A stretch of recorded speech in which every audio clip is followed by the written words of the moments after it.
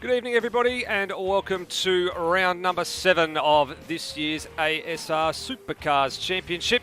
And all the way north, not the northerly most point we go to, but pretty darn close to it. We're at Townsville. It's the Reed Park Street Circuit, and it's the Townsville 200, the second of the 200-kilometre events for this year. It's a mandated hard tyre round, which throws in a rather unusual complication to proceedings.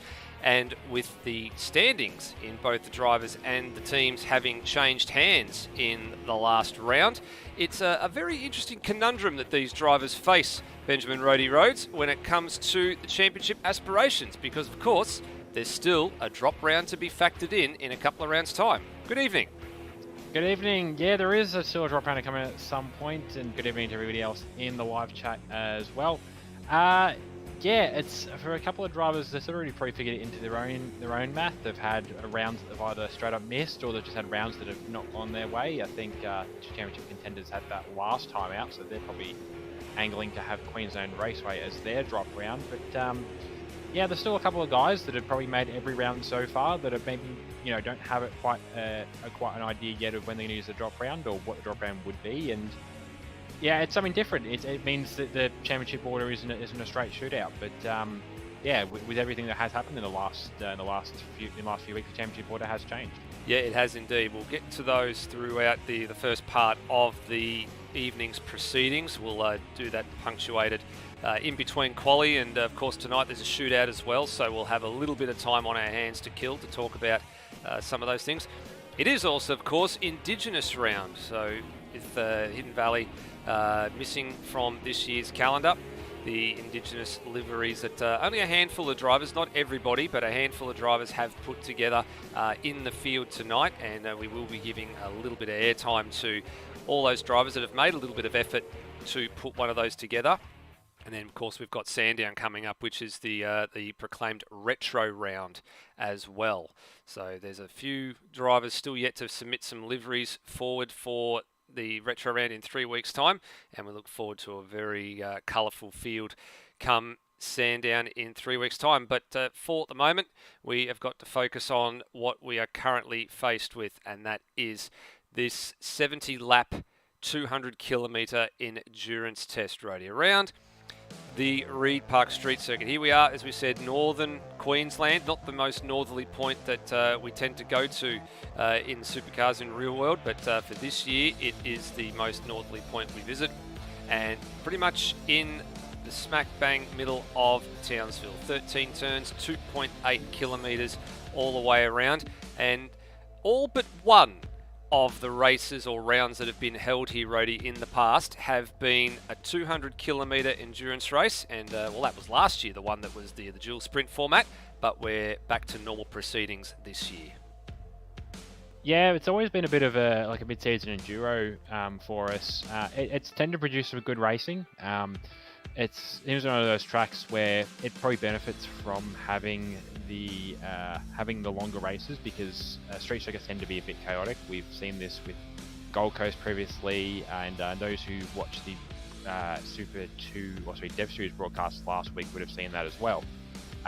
So I think it benefits from the longer format, and obviously it shows because we've run it in the longer format all but once, and even when we weren't, it was still 2 decent length races. But yeah, it's a great little track to get some battles on, but you get impatient and you get a bit too energetic, and you end up clattering a piece of a concrete barrier in this case, and you do more harm than good for your race. So I think a lot of drivers probably prefer it, maybe not in the moment, but definitely prefer it to be a longer distance race, and yeah, it's a good challenge for the guys, and also format-wise, we're back on the hard tyre again.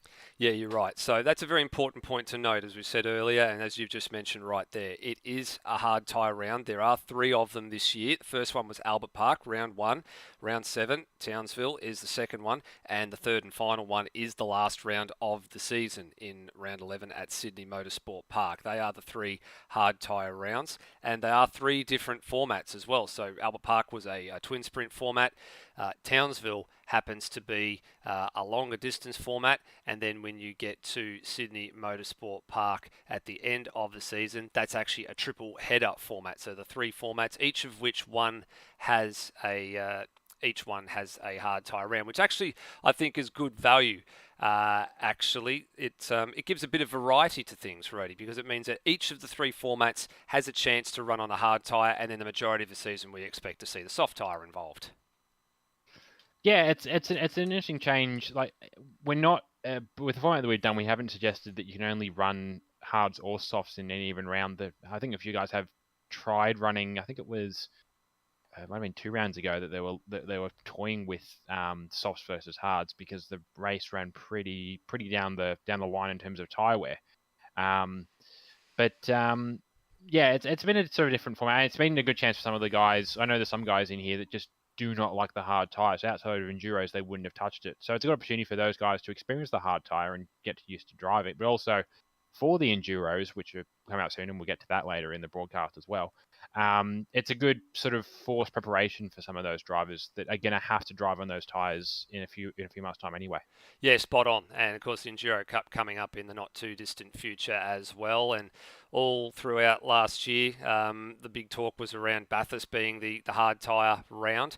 And this year, all 3 of those events will feature the hard tyres. So that's something that is a bit new for this year. About 4 or so minutes away from going into qualifying. Drivers' briefing is underway at the moment. That will give us an opportunity to have a little bit of a look at the standings points-wise. Rady, I reckon we'll start with the team's points tonight. What do you say? We'll mix it up a little bit. Yeah. We'll go with the team standings. Different. So, as we said, there has been changes in both series. So, from last round, the Pixel Sim Sports team have taken over the top spot of the mantle with the team's championship. So, Lewis Wedding and Brendan Ross, they've had a fairly good run over the opening 6 rounds. They've podiumed a number of times. They've had some very, very strong finishes, and for the most part, they've sort of been in that top sort of 6 or 8 cars pretty consistently every round, and that's why their points have actually pretty much overhauled CRE Race Engineering as of last round. They had a shocker. CRE had an absolute shocker at Queensland, both Termo and Will Devonish. Will obviously being up the front in race 1, penalty for him in that first race. which saw him sort of get down to the rear. And then he had that throttle cable issue late in race number 2. So he had a real troubling run, and then Turmo wasn't much better. So that's where the change has come about.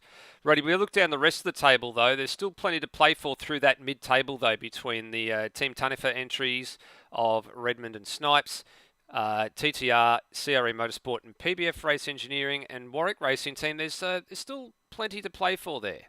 Yeah, there's a good little scrap sort of over third there with KSS Team Tanifa, Trans-Tasman Racing, CRE Motorsport. Obviously, Trans-Tasman benefiting from Kurt's outright pace as opposed to KSS and CRE, where both those teams have had some quick drivers in them. They just haven't always been there or haven't had the consistent results. So that's what's enabling that to be a good little scrap, despite the fact that one of those teams is a single car entry.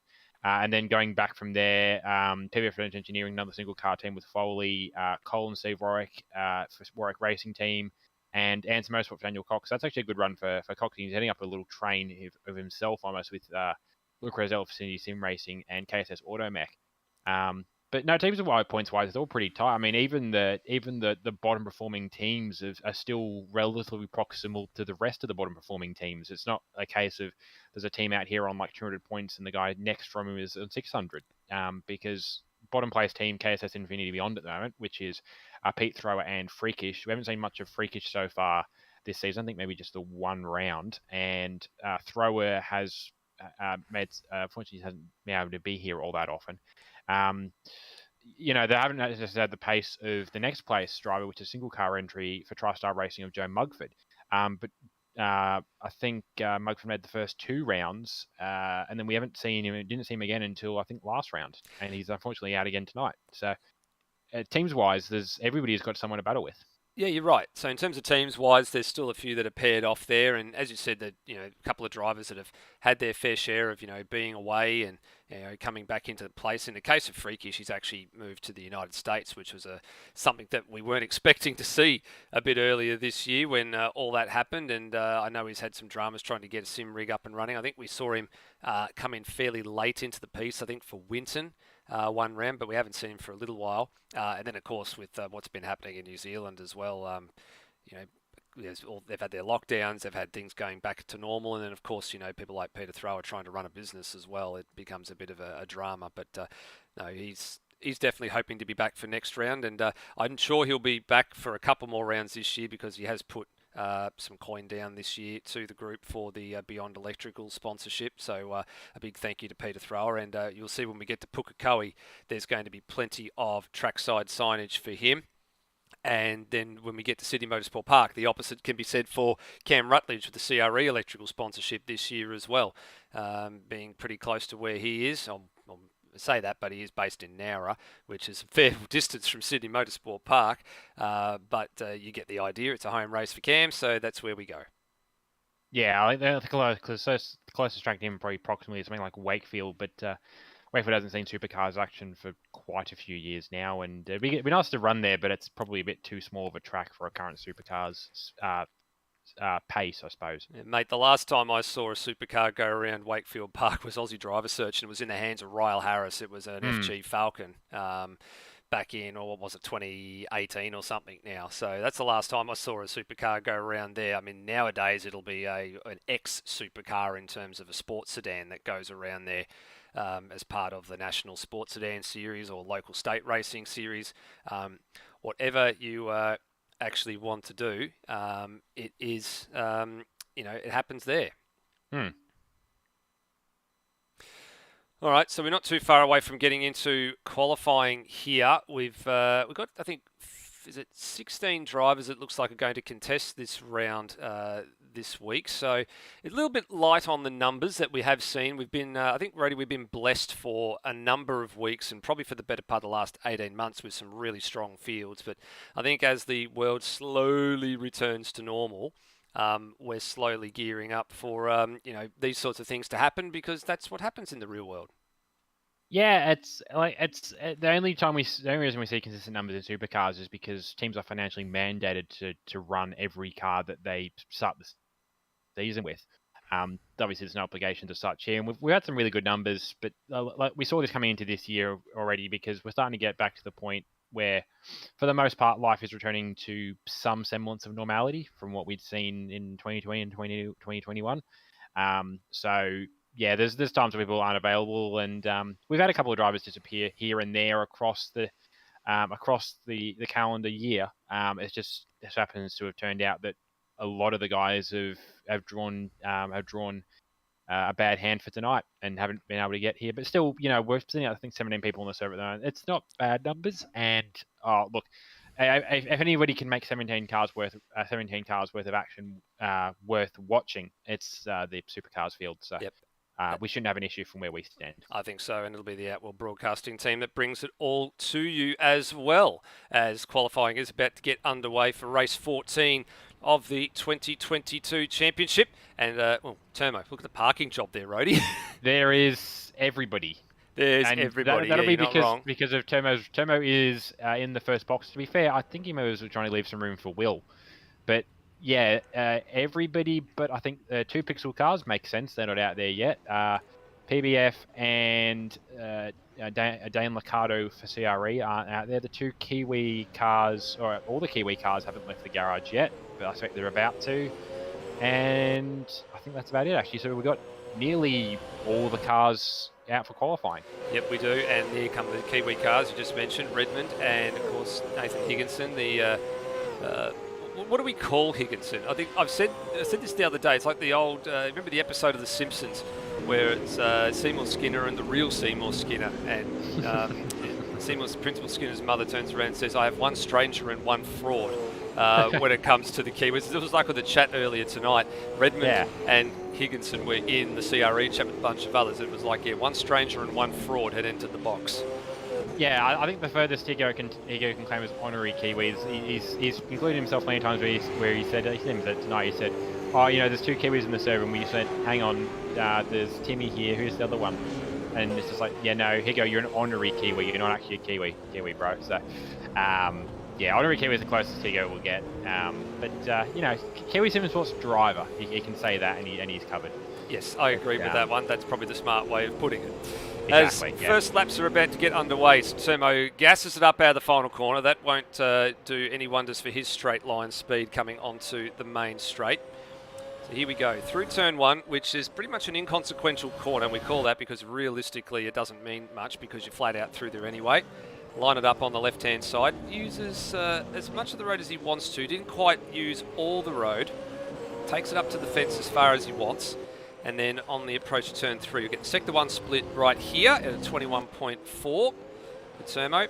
Use that bump, that's important. A lot of drivers need to make sure they get that precisely right out of turn 3. Now we come through to the turns 4 and 5, the Courier chicane we call it. Termo's done that pretty nicely. And a few drivers in the back just sliding it through there into the second chicane, turns 6 and 7. Now turn 8. Up and over Boundary Street at turn 9 and 10, and then down to the slowest part of the course, this hairpin at turn 11. He's had a little lock up on the inside front and a tail wagging the dog on the way out through Beyond Blue turn at turn 12, and then onto the last corner, turn 13. Got to use all the road on the exit there and use the curb as much as you can, and Termo's sort of left a little bit on the table there and probably has left a fair chunk on the table with a 13.5 because it's immediately surpassed by his teammate Will Devenish at a 12.3. Yeah, now got Lucas Elliott on the line. He's going to probably sneak up pretty quick. Yep, there it is, 12.1. 12.1 exactly. And Corey McFarlane behind him goes in at 11.5. Oh, that's not bad at all from Corey, actually. That's actually a pretty smart time. Yeah, like we've seen so far, at least recently, that Luke's been he's not been too sneaky with his qualifying. He's set his laps fairly early, so might have a bit of a challenge here from an indirect teammate being AAR's Corey McFarlane.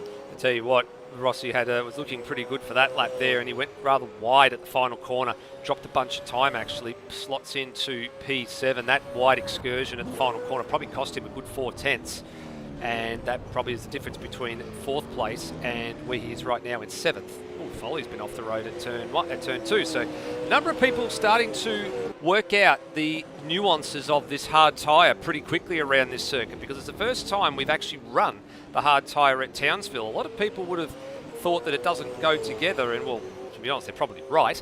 But because it's a long distance race, as Brendan Ross, I just see on the opposite screen, got a little bit out of control at the Courier chicane, nearly did a JP Courier. Yeah, the hard tyre just means you just can't attack it in the same way that you would on the soft tyre, but it doesn't mean that the track is undrivable. It just means you got to change up lines, change up maybe braking points a little bit as well. What happened there for Foley at turn 2 was it probably just limit braking the car, and the rear started to lock up as he was starting to get into the corner. And I think it was just a decision from him, probably in a result of catching the slide, that he thought, nah, it's better to just go straight on, give myself extra room to try and catch this rather than try and press on and then loop it and then end up in someone's way. So it's all good, and he's about to have a crack at another lap here. He will in a minute as well.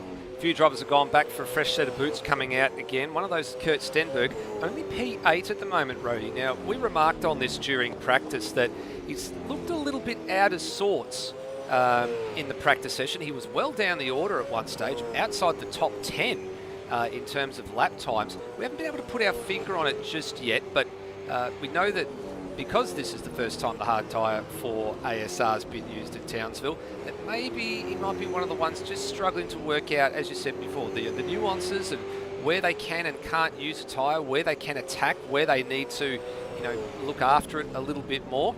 Maybe Steen should take a little bit of time to come to grips with it, but maybe it'll get together in the next couple of laps or so, because he's on that little bubble at the moment, the back end of the top 10, where you really don't want to be at the moment. Yeah, I think maybe what's happening for Stenny, he's not. I won't say he's not a big believer in practice. He doesn't tend to do a lot of practice when he comes here. He just jumps in and just lets his innate ability flow when he comes to race with us. But I think maybe what's happened, maybe at least partially for him, is that not too recently ASC had their Townsville round. And from what I can remember, they were running soft tyres. So he's had that soft tyre drive imprinted in his brain. And while we don't follow the same calendar, we happen to overlap with them fairly well in some instances, which is, I think, might follow with the rounds that Kurt's done well at. So coincidentally, or not coincidentally, but under the same logic, because we're running Townsville but on a hard tyre, he hasn't had the experience on the hard tyre recently that he can lean on in lieu of his lack of practice. So I think we're going to probably find, it's been a long race, all we currently need to do, at least for himself, getting himself in the top 10, then set a time that he can work with, and then we'll probably find he'll start to bring that pace in during the race. I think so. So his Sector 1 time was pretty good, almost matched his own Sector 1 time. He's about 2-3 tenths away at Sector 2 from the top time, but he had improved on his own PB, which was a positive for him. And around the final corner now, and probably looking to see if he jumps up, probably around about 4th or 5th place, I think. No, goes even better than that, goes to 3rd. So with a bit of luck, that should be him safely through, but he probably won't want to rest on those laurels as I'm going down the escape road at turn number, turn number 2 was Lockie Lock.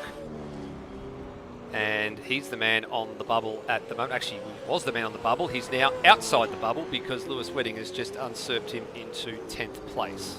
Yeah, actually, no, I don't think it was Lewis Wedding. Actually, I think Termo's actually dropped up there because he just. Oh, there you go. Actually, right. Sorry, I do apologise. He's gone up. So he's just been usurped by his teammates. So yeah, but talking about that bubble, I was actually going to start talking about that. Some of the guys on the edge of the bubble. Currently, at the back of the shootout is Lewis Wedding. He's just come out of the lane. He's trying to get some clear track first before he goes for his lap.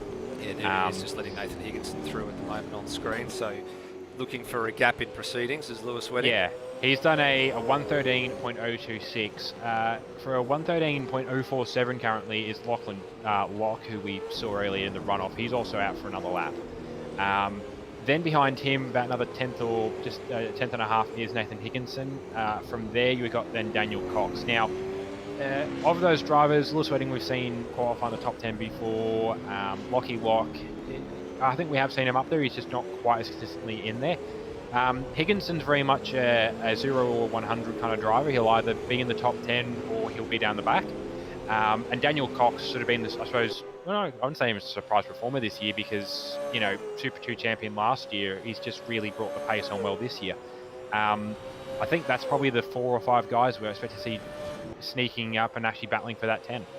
I think so. So the real focus we want to see on here is we look at the back end, the top 10. So you got Brendan Ross on a 12.4, probably close to safe. Foley's on a 12.7, Termo 12.9. You got Wedding on a 13.0, Lock on a 13.0, Rutledge on a 13.1, and Higginson on a 13.1, Cox on a 13.2. That's where the action's going to be in this last minute and a little bit.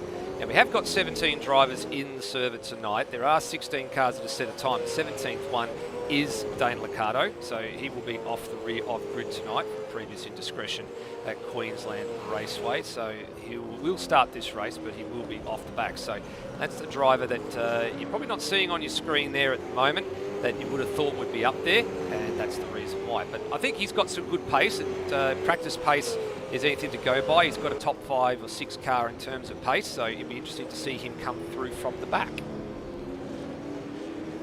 Yeah, so...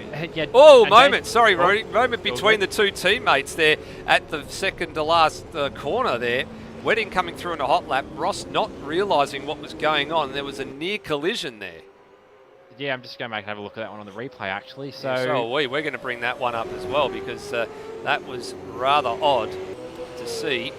Wedding on a flying lap. We were following along with him. Brendan Ross is just sort of minding his own business, I think, out in front. And you see what he did. He went a little bit deep there, and then, oh, so close. But good communication. And then Wedding had a slide job on through turn 12. Yeah, they are in the same chat. There would have been communication, but I feel like it might have just been maybe less of a proactive communication, more of a Rossi, what are you doing? Okay. But now they're all still good. They're both on a lap now.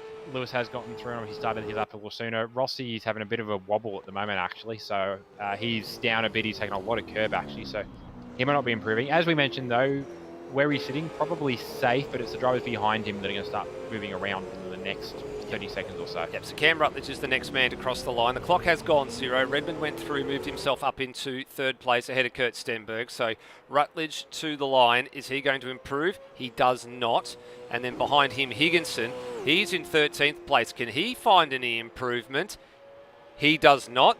So Brendan Ross is going to be safe in 7th place. Lockie Lock behind. He goes into P9. So Lachlan Lock moves into position number 9. That gets him into the shootout. That's a fantastic effort from him. So it'll be his first shootout in ASR Supercars main game for Lockie Lock. And then I think a couple of other cars, we're just waiting to see them cross the line. Wedding's gone to the pits. He was 8th. Foley survives inside the top 10. Daniel Cox doesn't make it. Yeah, so Daniel Cox, yeah, I think he came in, so he must have missed a corner or something on his lap.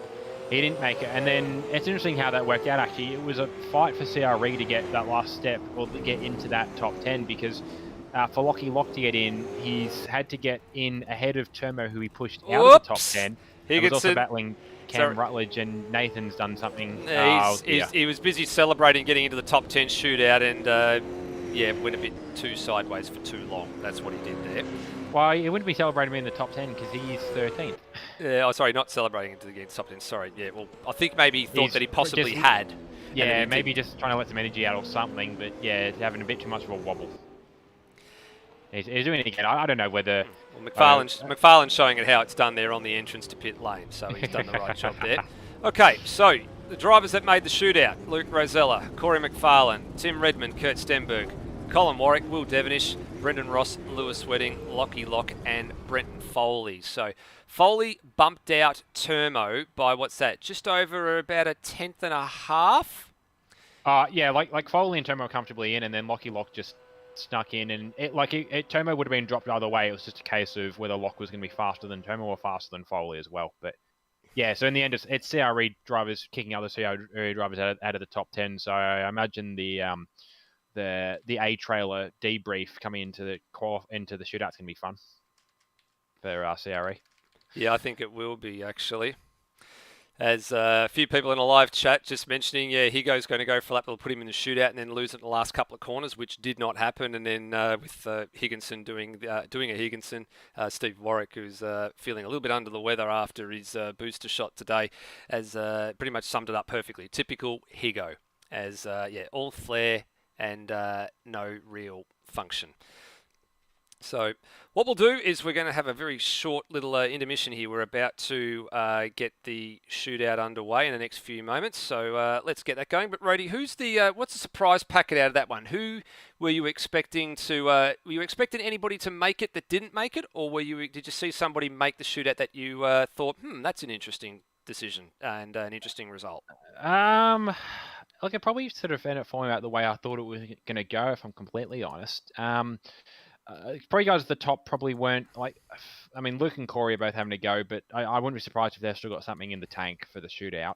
Um, Timmy probably as well. Kurt actually, it came on pretty well considering where we thought his pace was going to go. Um, but yeah, I mean, that's a positive for him. It means his pace is coming on a little better than he thought it might, or at least than we thought it might. Will probably in sixth is probably a bit of a surprise, but again, the guys ahead of him are not slow drivers. They're not in there because they've fluked a lap necessarily. They're in there because they've got strong car pace. I mean, the Kiwis, at least in the case of Timmy, have historically done well here as well. So that tracks with what we've seen before. Yeah, I think the only surprise maybe was not seeing Coxey in the top 10, but all that came down to was his last lap that he maybe didn't get a chance to get a proper run in on. And Coxey's had a really good pace this season, but he hasn't. Like he's sort of been the quiet achiever. He hasn't been out there like he hasn't been someone that we flagged as a top 10. He's just popped in, when it sort of suited him. Um, yeah, very much not trying to inflate his own ego with his driving. He's just out there just having a good time and just out there getting some good pace in. So would have been nice to see him up in the top 10, but he's still going to start a pretty good spot. I think he was what was he? It was probably I think 13th or 14th. But 13th. it's a long race, so he's got plenty of time to reset himself. And look, if this goes anything like it went last week for the Super 2 of the Dev Series guys, or anything like that, then there'll be a safety car or two which will completely neutralize the order and just put everyone on a strategy B, strategy C, strategy D. And look, we know he's been presenting us the facts all season with the Daniel Cox Designs race facts. So Cox does his homework coming into each round. So I imagine if a B or a C strategy is needed, then he'll be one of the guys that'll be ready to go. Yeah, I think you're right there. And I guess the bit that I've sort of looked at and thought, you know what, you weren't too far off the money, was when we were talking about Kurt Stenberg earlier, and that, he actually did eventually get the tyre to work the way he wanted it for him. He's made the top 10 shootout, and that's important because we've spoken to him on one or two occasions where things haven't gone according to plan. And as you said, you qualify poorly, and you get what you deserve. So in this case, he's qualified well. He's made the shootout, and I think he'll be looking for that top 5 or so results in the shootout to solidify that. Yeah. So yeah, and that's the thing. For a lot of the guys at the top end, it's with a shootout night, qualifying essentially becomes a Q2 for some of the drivers where, with an F1, the guys in Q2 are trying, but they're not really, really trying. They don't want to show you what their pace is like until it actually matters for something. So I wouldn't be surprised if some guys at the back end of the top 10, like Lockie Lock, I'd be surprised if he's still sitting on something because he had to really push to make the top 10. So I expect he's sitting on something. Foley, I don't know. Foley might have a little extra in the tank. He's an experienced campaigner. He maybe didn't expect to end up quite on the cusp where he did, but he might have been thinking he was safe, so he didn't push a little harder. So he might have something to come out. But I think at the other end of the table as well, with some of the pace we saw out of the gate from Luke Rosella and especially Corey McFarlane, I'd be surprised if McFarlane goes too much quicker in the shootout because Luke's been the pace setter so far this season in qualifying. It hasn't always gone his way so comfortably, but he's been the guy that have set the early benchmark, and it's fairly often stayed there as the benchmark and has not been bested. So for Corey to come out in the first lap and go a couple of tenths quicker, then I reckon Corey's going as fast as he can go, and Luke's got something in reserve. I think so too. That'll be the interesting part of this equation now, as who's got what in reserve. So qualifying is done and dusted. The session has now gone green for the shootout. So we're expecting to see Brenton Foley any tick of the clock now, and in fact he is actually on the circuit at the moment. So here we go. Everybody else is sitting up in the pit. There is Brenton Foley, and away he goes to lead the shootout off. He's been in plenty of shootouts. I can't remember the last time Foley missed a shootout, if at all here, Rhodey. So I think he's had a nuance of making the shootout just about every time he's been in one. Foley's got vast experience with shootouts as well, between all the shootouts that we've had in either Supercars, regular season, or in the Enduro Cup. He's made pretty comfortably in all of those. Also, from where we sit, he's got pretty good experience in the in Apex Rear Wing, where their qualifying style was pretty much a whole grid shootout. And normally Foley would be doing much as we see him in shootouts here, and we'll see it probably in about a minute or so, or time, where he'll be going quickly, but he'll be going quickly sideways.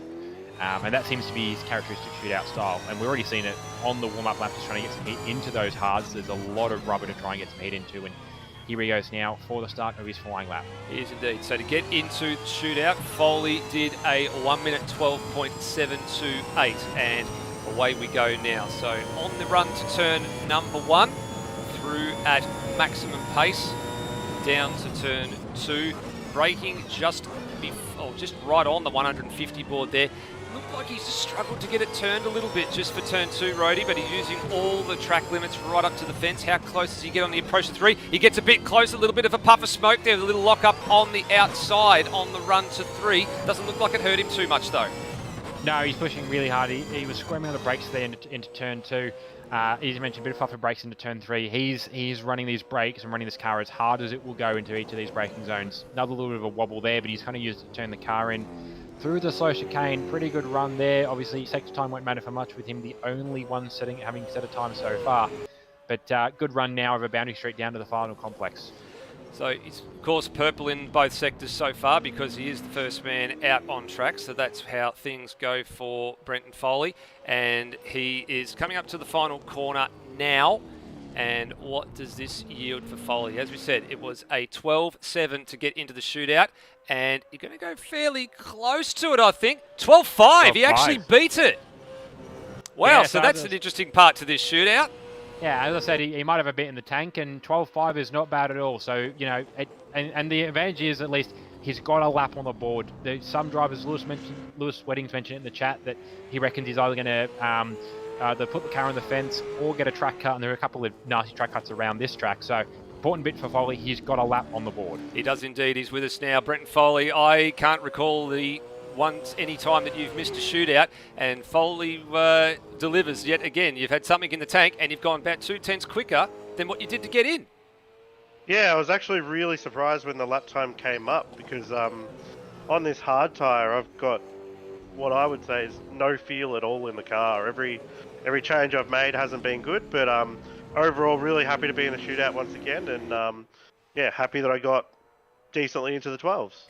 Well done, mate. You can take a back seat here and see if anybody else can topple you. The next man out is Lockie Lock. First timer, we should say, not first man, first timer in the shootout. Very, very pleased to be there for the 16-year-old. One of the handful of cars that are sporting an Indigenous-themed livery this round.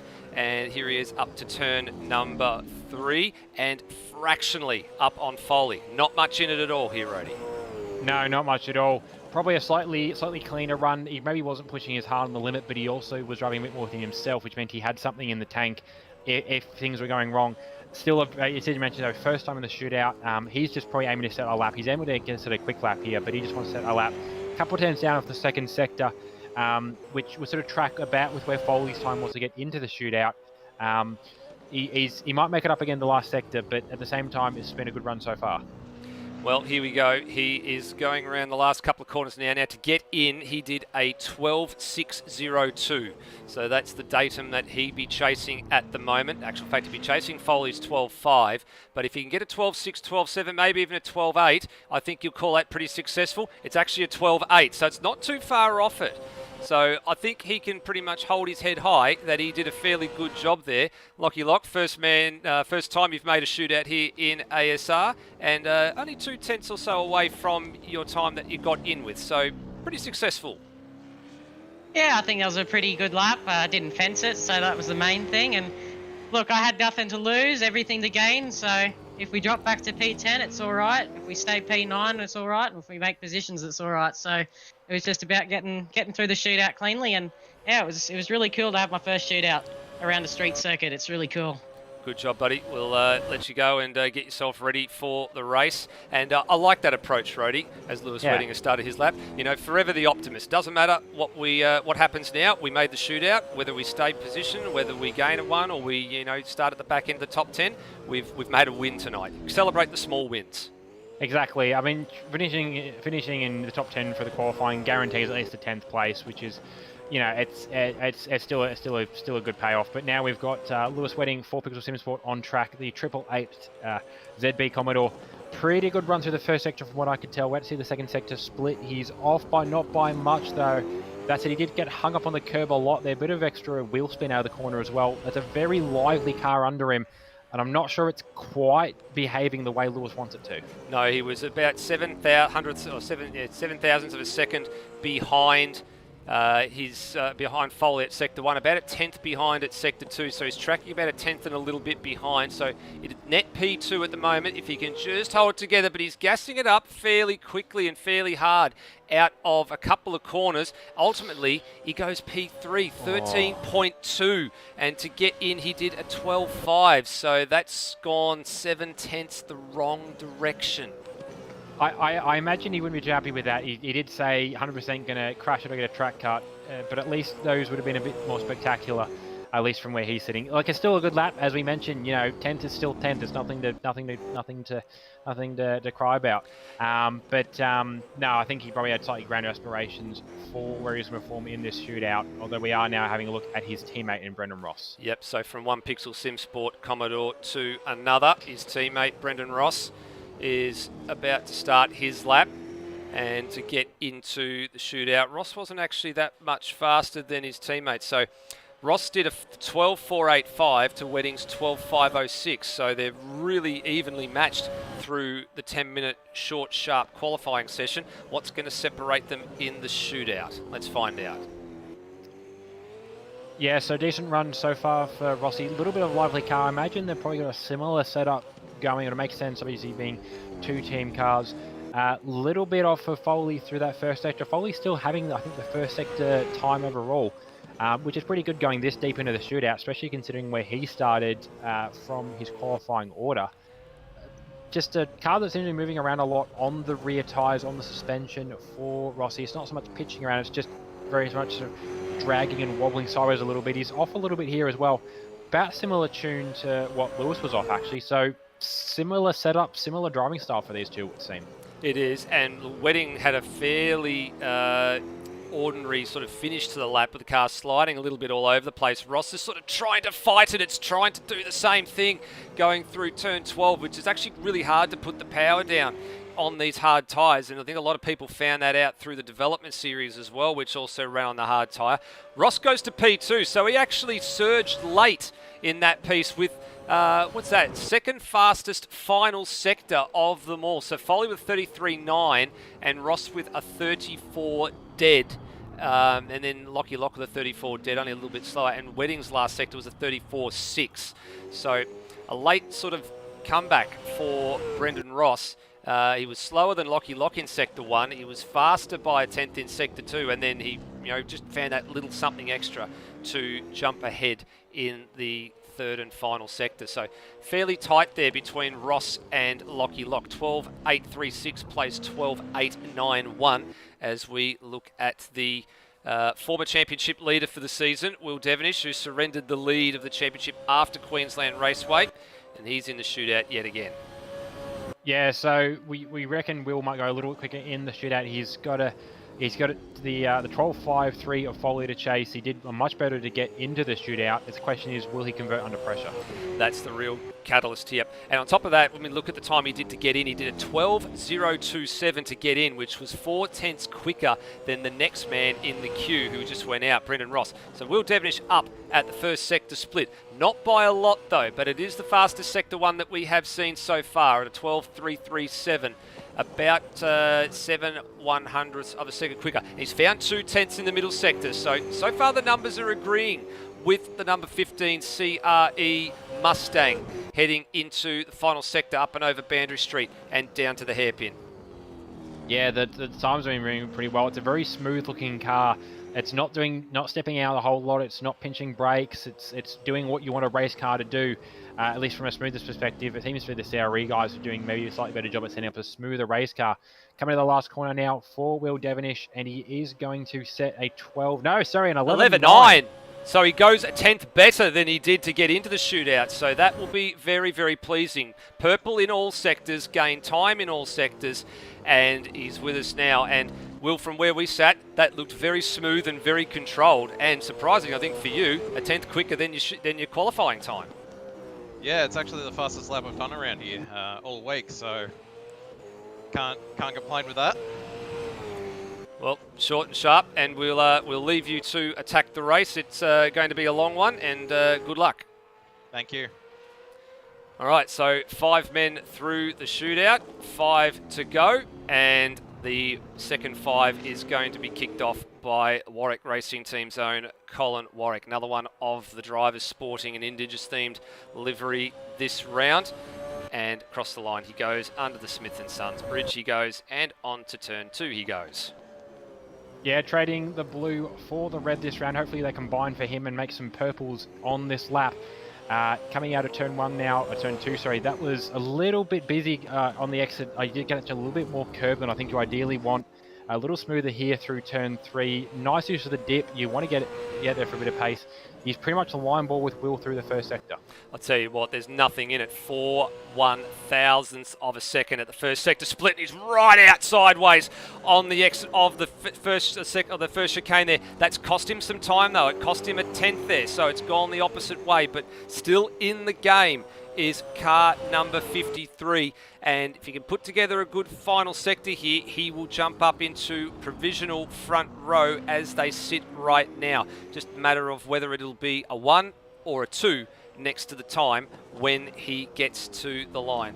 Around the final corner, looks a little bit more controlled in the last couple of corners, far from that little moment up over the back. And he does a 12 flat to the 0. Look at that, 0, 0, 0 on the end. And I'll tell you what, he did put together that last final sector. It's a purple final sector for Colin Warwick. And he had a purple first sector by, as we said, 4/1000ths of a second. And oh so close, 15/1000ths in it at the end of that one. That's tight. Yeah, he was only 15/1000ths behind car number 15, so there's something in that. But no, that was a pretty good little scrap. I reckoned Will might have a bit more in him. We mentioned how he went a little quicker than his time to get in. Obviously, we've seen that hasn't been the case for Cole, but it's still a long race to go into a 200k race. The shootout does not guarantee a finishing position of any sort. And now we move across to Trans-Tasman's Racing's Kurt Stenberg, who is very aggressively warming his brakes. He is indeed. Some brake dragging going on there as well, trying to get some heat into those hard tyres as much as he can on the run through Boundary Street. And ironically as well, Cole Warwick and Will Devonish actually sort of traded their time. So Will did a 12.0 to get in and Cole did an 11.9 to get into the shootout. And they've reversed those times. Cole's done the 12 flat and Will's done the 11.9 in the shootout. So that's all it's in it in the change of positions. Kurt Stenberg, however, did an 11.848 to get into the shootout. If he can replicate that, he will go to the top of the pile. Yeah, he seems to be partial towards some of these top end tracks. We haven't quite seen the pace from him in qualifying, but he did sneak up to the end to get. Oh, look at the number! Check the number. And that's more of what we're used to seeing with Kurt Stenberg. 2/10ths. Pretty much to the good in the first sector. Oh, big slide curb there That's going to lose him some time. I reckon he'll still be up, Nope. but not by quite as much. He's actually improved. He's improved. He gained some time. So the numbers are really starting to light up for the TTR Commodore. It's got the orange numbers on the door for the first time this season and looking good. Purple Sector 1, 21.138. Purple Sector 2, 16.970. What does the clock say when we get to the line? It's going to be provisional pole at this stage. That's all we do know. What matters is what the number is after the 11, because it's going to be an 11 something, and it is an 11.7. So he lost a little bit of time in the final sector, but still good enough to beat his time to get into the shootout by just on 1/10 of a second. And I'll tell you what, he left nothing on the table there, Rhodey. No, it was very fast, very smooth, very clean. Like he ran to 10 tenths and not a tenth more. He drove within himself. That was a very good run from Curtin. I think more of what he was aiming to get out of tonight after how practice in the first half of qualifying went. Yep, you're spot on there. So he will look at that one and think, you know what, I've done a pretty good job there and I'm in with a shot of being in the top 2 rows now, well and truly. Tim Redmond, he is on the clock right now. He got into the shootout with an 11.742. So he pretty much needs to do exactly what he did to retain his 3rd place provisional starting slot for tonight's 200 kilometre race. And the packet safe number 43 looks resplendent heading down into turn number 2. A little bit early on the throttle though, the car disagreed. The tail wanted to step out there to the left, and as he comes down to the sector 1 split, it's cost him a bit of time, so he's already behind the 8 ball here. Yeah, he's going to have to find something in the next couple of sectors. We did see that Kurt lost some time in the middle sector with getting sideways off the curb. It might not be enough for Tim to rein it back in. We're going to see, though. But either way, the as you mentioned, the pack and safe machine looking pretty quick already. He has brought that back to just a gap of just under a tenth. He's going to need a good final sector as well. He could get there, though, but he's sort of man to do it.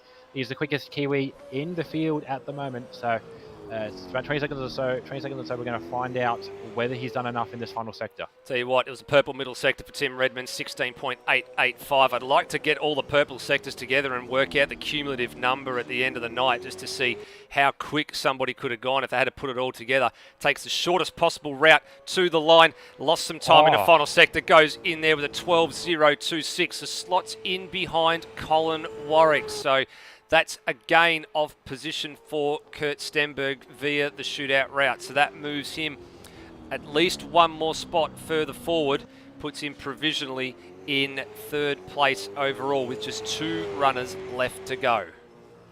Yeah, so now on track is Corey McFarlane. I was convinced he qualified on pole, but I must have missed a late surge from Luke Rosell. I wouldn't be surprised if his ego wouldn't allow him to be top of the pile, even though it didn't matter for much coming into a shootout. Corey McFarlane now setting up for his lap, the Team Master Foods AAR Mustang number 094, and getting ready now, coming out of the final corner. Well, here we go on board. Let's go with the bonnet cam, or the helmet, or the roof cam, I should say. Let's get a good look at this run through turn 1 and 2 on the approach to the hardest, or one of the hardest braking zones on the circuit. Maximum speed, you're doing about 260 plus kilometres an hour by the time you hit the anchors for this turn. And he just missed the apex there just a little bit, but ran a little bit wide, but not too bad at the moment. The first sector will be telling, though, if that's cost him some time, and it has. Look at the number, nearly 0.3 of a second down. So a little bit costly and a little bit untidy at turn 2. Yeah, he just sailed it wide of the corner. I'm not sure it was scrubbing or if he just missed the turning point, but you know the car wasn't tracking too bad. It just wasn't turning, which is what cost him so much. He's made some of it back through the second sector, obviously in comparison to Kurt's time. But he's going to need a pretty good run here to try and make an effect. At this point, he's going to slot into, I think, 4th in the standings. So you're going to need something special out of the final sector, and you might not have it with the amount of curb use and sideways. He's pulled the pin. Pulled the trigger. All right, so pulled the pin.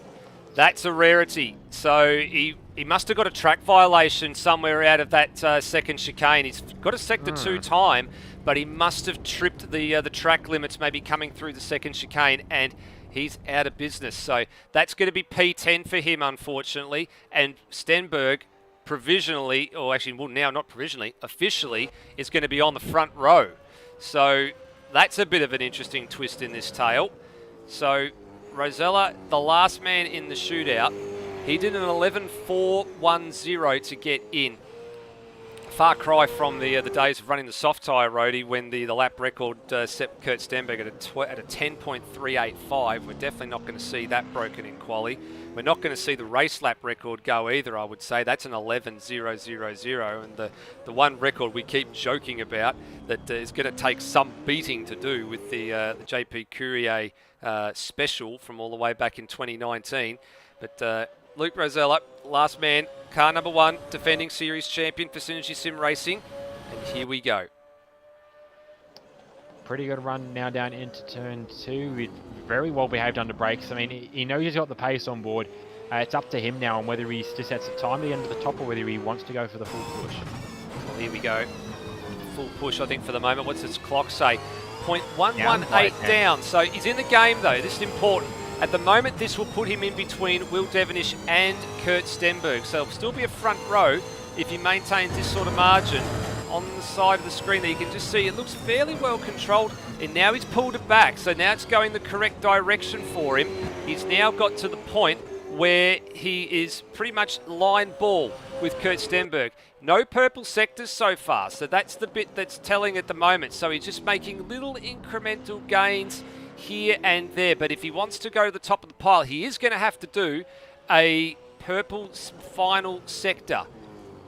But I think you'll probably settle for a front row start because at least that's where you want to be in this one. And again, shortest possible route to the start finish line. Goes to P1 and he did purple the final sector, and he purpled it by 2 full tenths. Yeah, that was a good turnaround for Luke. I'm not sure whether he just get the run the lap started the way he wanted to or something in that first stint, but he had to work his way back from it. But at the same time, look, I think he likes a challenge like that, which I don't know whether it was one he ended up setting for himself or not, but no, good run in the end. 11.6, pretty comfortably at the top of the pile by just over a tenth. And good to see all but one getting a time in the shootout. Absolutely. So that's the key piece of the puzzle, I think, is that everybody except for one driver got a number on the board in the shootout. I mean, the bit we'll be interested in having a look at is what happened to Corey McFarlane. I suspect right where Rosella is around about here that he got a track violation as he leapt up over the curb at the previous chicane. That's what I suspect probably happened and why he pulled the pin. And look, to be fair, probably did the right thing. By pulling the pin early, we knew that he wasn't going to get a time. Like usually a lot of drivers will go to the line and then not register a time. And then we sort of look a bit dumbfounded on our faces wondering what the hell's gone on.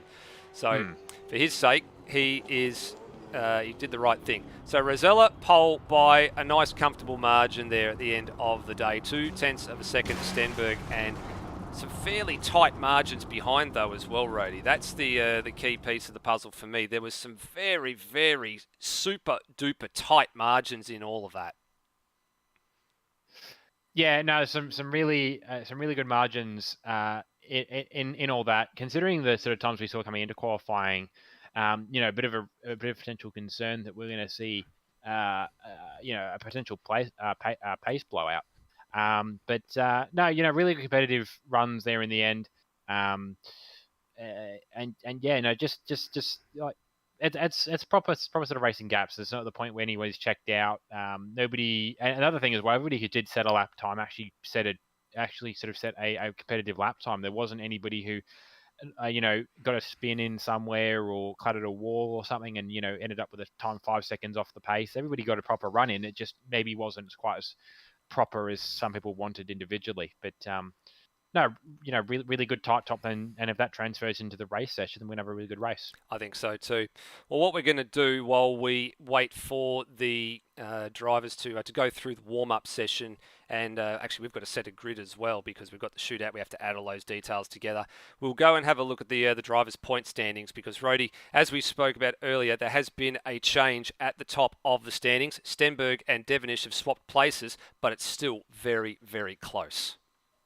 Yeah, so as a result, we mentioned at the start of the night that they both had what they consider to be their drop rounds last round. Will, you alluded to earlier in the team's points, picked up a penalty in the first race and had throttle problems in the second race with the throttle cable not playing ball. Kurt Stenberg had just a pedal issue in the first race. He could only get to 75 or 80% acceleration after about lap 6, which is why he faded down the order. He managed to recover fairly well in the second race and didn't pick up a penalty for his efforts either. So he was able to jump Will Devonish for first and second. Then there's quite a jump back. Third place, actually, as a result of Tim Redmond not being present last round. There is a bit of a change down back. I say down back, it's for third. Brendan Ross now moves up to third. ASR's second slowest Supercars driver is currently third in the points. So you might need to start changing that moniker.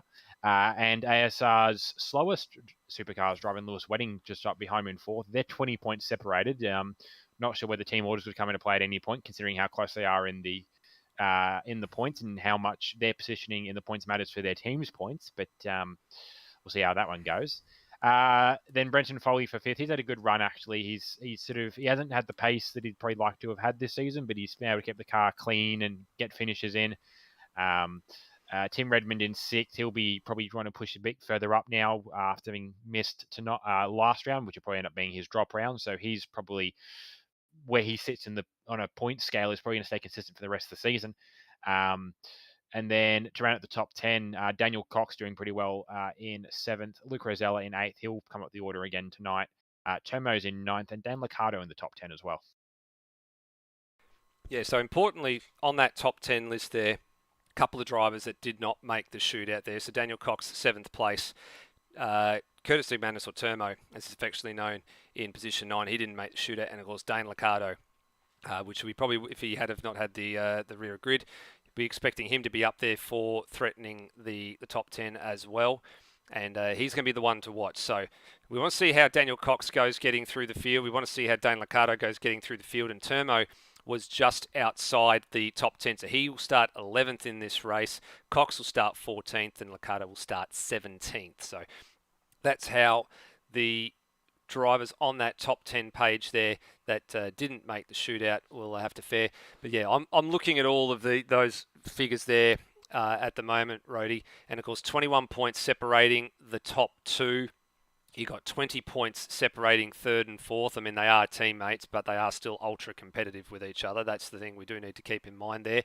And then you got Foley and Redmond. I mean, there's still a little bit there. And I actually like that Foley-Redmond battle at the moment because they're going to be starting not too far apart from each other in this race. Foley's going to be starting in 6th and Redmond's going to be starting right alongside on the same row in 5th place. So there's some interesting subplots and storylines, I think, to look at with this points graphic right here after the first 6 rounds are gone. And to keep in mind as well, everybody, we've been spooking this for a little while.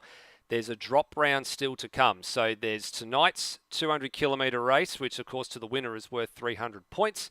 And then there is the twin sprint race in 3 weeks' time at Sandown. Once the results from Sandown are finalised, all the stewarding reviews and that have all been done, the drop round will be factored in, and it will be you drop your worst round regardless of whether you have attended or not attended. So in some cases, people are going to drop points. Some people are going to effectively drop nothing. But after that particular point in time, if you attend or you don't attend the races, that's it. You can't drop anything after that point. It all counts. So setting yourself up in the next 2 rounds, tonight and in 3 weeks' time included, is going to be very, very important for how the last 3 races or rounds of your season are going to unfold. Yeah. You often don't necessarily choose when your drop round happens. There's a couple of drivers I think out tonight for the first time that this is going to become their drop round. And then as for other drivers, they just end up having a poor night, which isn't always by choice. Important to note for those guys who do have poor nights that become their drop round, you lose the points you gained, but you don't also then lose the points you've lost as a penalty. So penalties will still apply, despite the fact that you no longer gain any points for that round. So just something to keep in mind. Yeah, it's a different thing to add to the season this year. More from the point of view, I think, for those who been able to make all but one of the rounds. I think was me all 3 seasons I ran. I think I made. Oh well, sorry, if we ignore last year where I put Hans in the car for a third of the season. The 2 years before that, I made all but one round. I think I actually might have been a hospital visit both times, actually, come to think of it. Just funny how that works out. Yeah, a couple of rounds that I had to miss, and it's good for that sort of stuff because, as we mentioned with the numbers for tonight, sometimes life gets in the way. So that's what the drop round's there for. But obviously, there's some championship implications for people in that as well. There is, absolutely. So we're now in the phase. We've been through warm-up. Everybody's in for the night's running. 17 drivers, 17 spots decided. And we're about to go racing for 200 kilometres. Now, in the past, I think there's been a slight sort of miscalculation with the number of laps required because I think we needed to go up and over 200. But after doing I think the numbers were based off of what the game said the track distance actually was in-game, where in real life we're actually now going off what it actually is via the official track information stats with thanks to racingcircuits.info. So in the past it's actually been a 71 lap race, and for tonight it's actually 70 because we've actually taken the correct numbers and we're doing it properly. Yeah, either way, a lap different around here when you're talking about 70 odd laps is not going to make much of a difference. But speaking of laps, we're getting now started on the formation lap, and I suppose I can go through the grid for us. You certainly can. Alrighty, starting off pole is Luke Rosella for Senior Team Racing, the number 1. Been a bit of a topsy-turvy season for him so far this year, but good run in the shootout, sets him up well for the race. Starting from second is Kurt Stenberg. One of the better runs in the shootout, actually managed to survive where a couple of other drivers faltered. He'll be running from the championship lead for Trans-Tasman Racing. Third is going to be Will Devonish for CRE Race Engineering, previous championship leader. He's still very much in the hunt though, so expect a good run from him tonight. With Cole Warwick in fourth for the Warwick Racing Team, one of the Indigenous racing liveries present tonight, and we'll get into more details on those during the race itself. Fifth is Tim Redmond for Pack and Save Kiwi Sim Sports Team Tanifa, with Brenton Foley in sixth, running another one of the Indigenous liveries. Seventh is Brendan Ross, the lead Pixel Sim Sport car, with Lachlan Locke in eighth, CRE all running Indigenous liveries. Ninth is Lewis Wedding, the other Pixel Sim Sports driver, with Corey McFarlane running at the top 10. Obviously he's not setting a lap due to a suspected track cut. 11th is Termo for CRE Race Engineering, probably not the run he wanted in qualifying, with Cam Rutledge, his teammate, in 12th. 13th is Nathan Higginson for Kiwi Sim Sports Automech, with Daniel Cox in 14th in that special Anson Motorsports Indigenous livery. 15th is NZ Snipes for Kiwi Sim Sports Team Tanifa, with Cheese in 16th. And starting off the back of the grid in 17th is Dan Liccardo for Liccardo Racing, powered by CRE. So that's your field of 17 cars for the race tonight. And just waiting on a few drivers just to get into position here before we get underway. And looks like we are just about set. So, race 14, the 2022 Townsville 200. As a part of the ASR Supercars Championship for 2022. Cars are in position now. We're just waiting. It looked like it might have been Liccardo or someone at the back there. And we are about to get underway. Here we go. Lights out.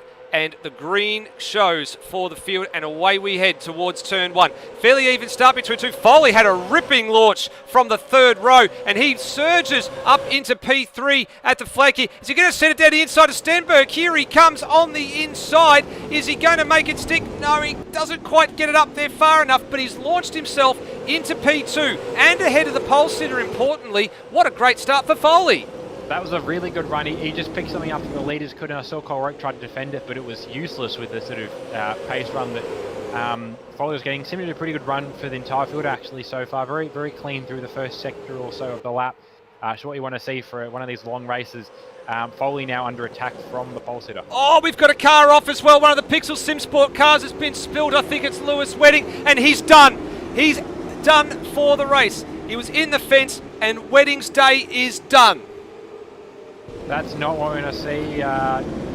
yeah, I think we're going to go have a look at that one on the replay. We're bringing that one up now. I just saw it happen in the back of shot. I think I'm not sure if he got fed by somebody, if he got out on the curb. This will be the telling one here, in behind his teammate, and he clipped a curb.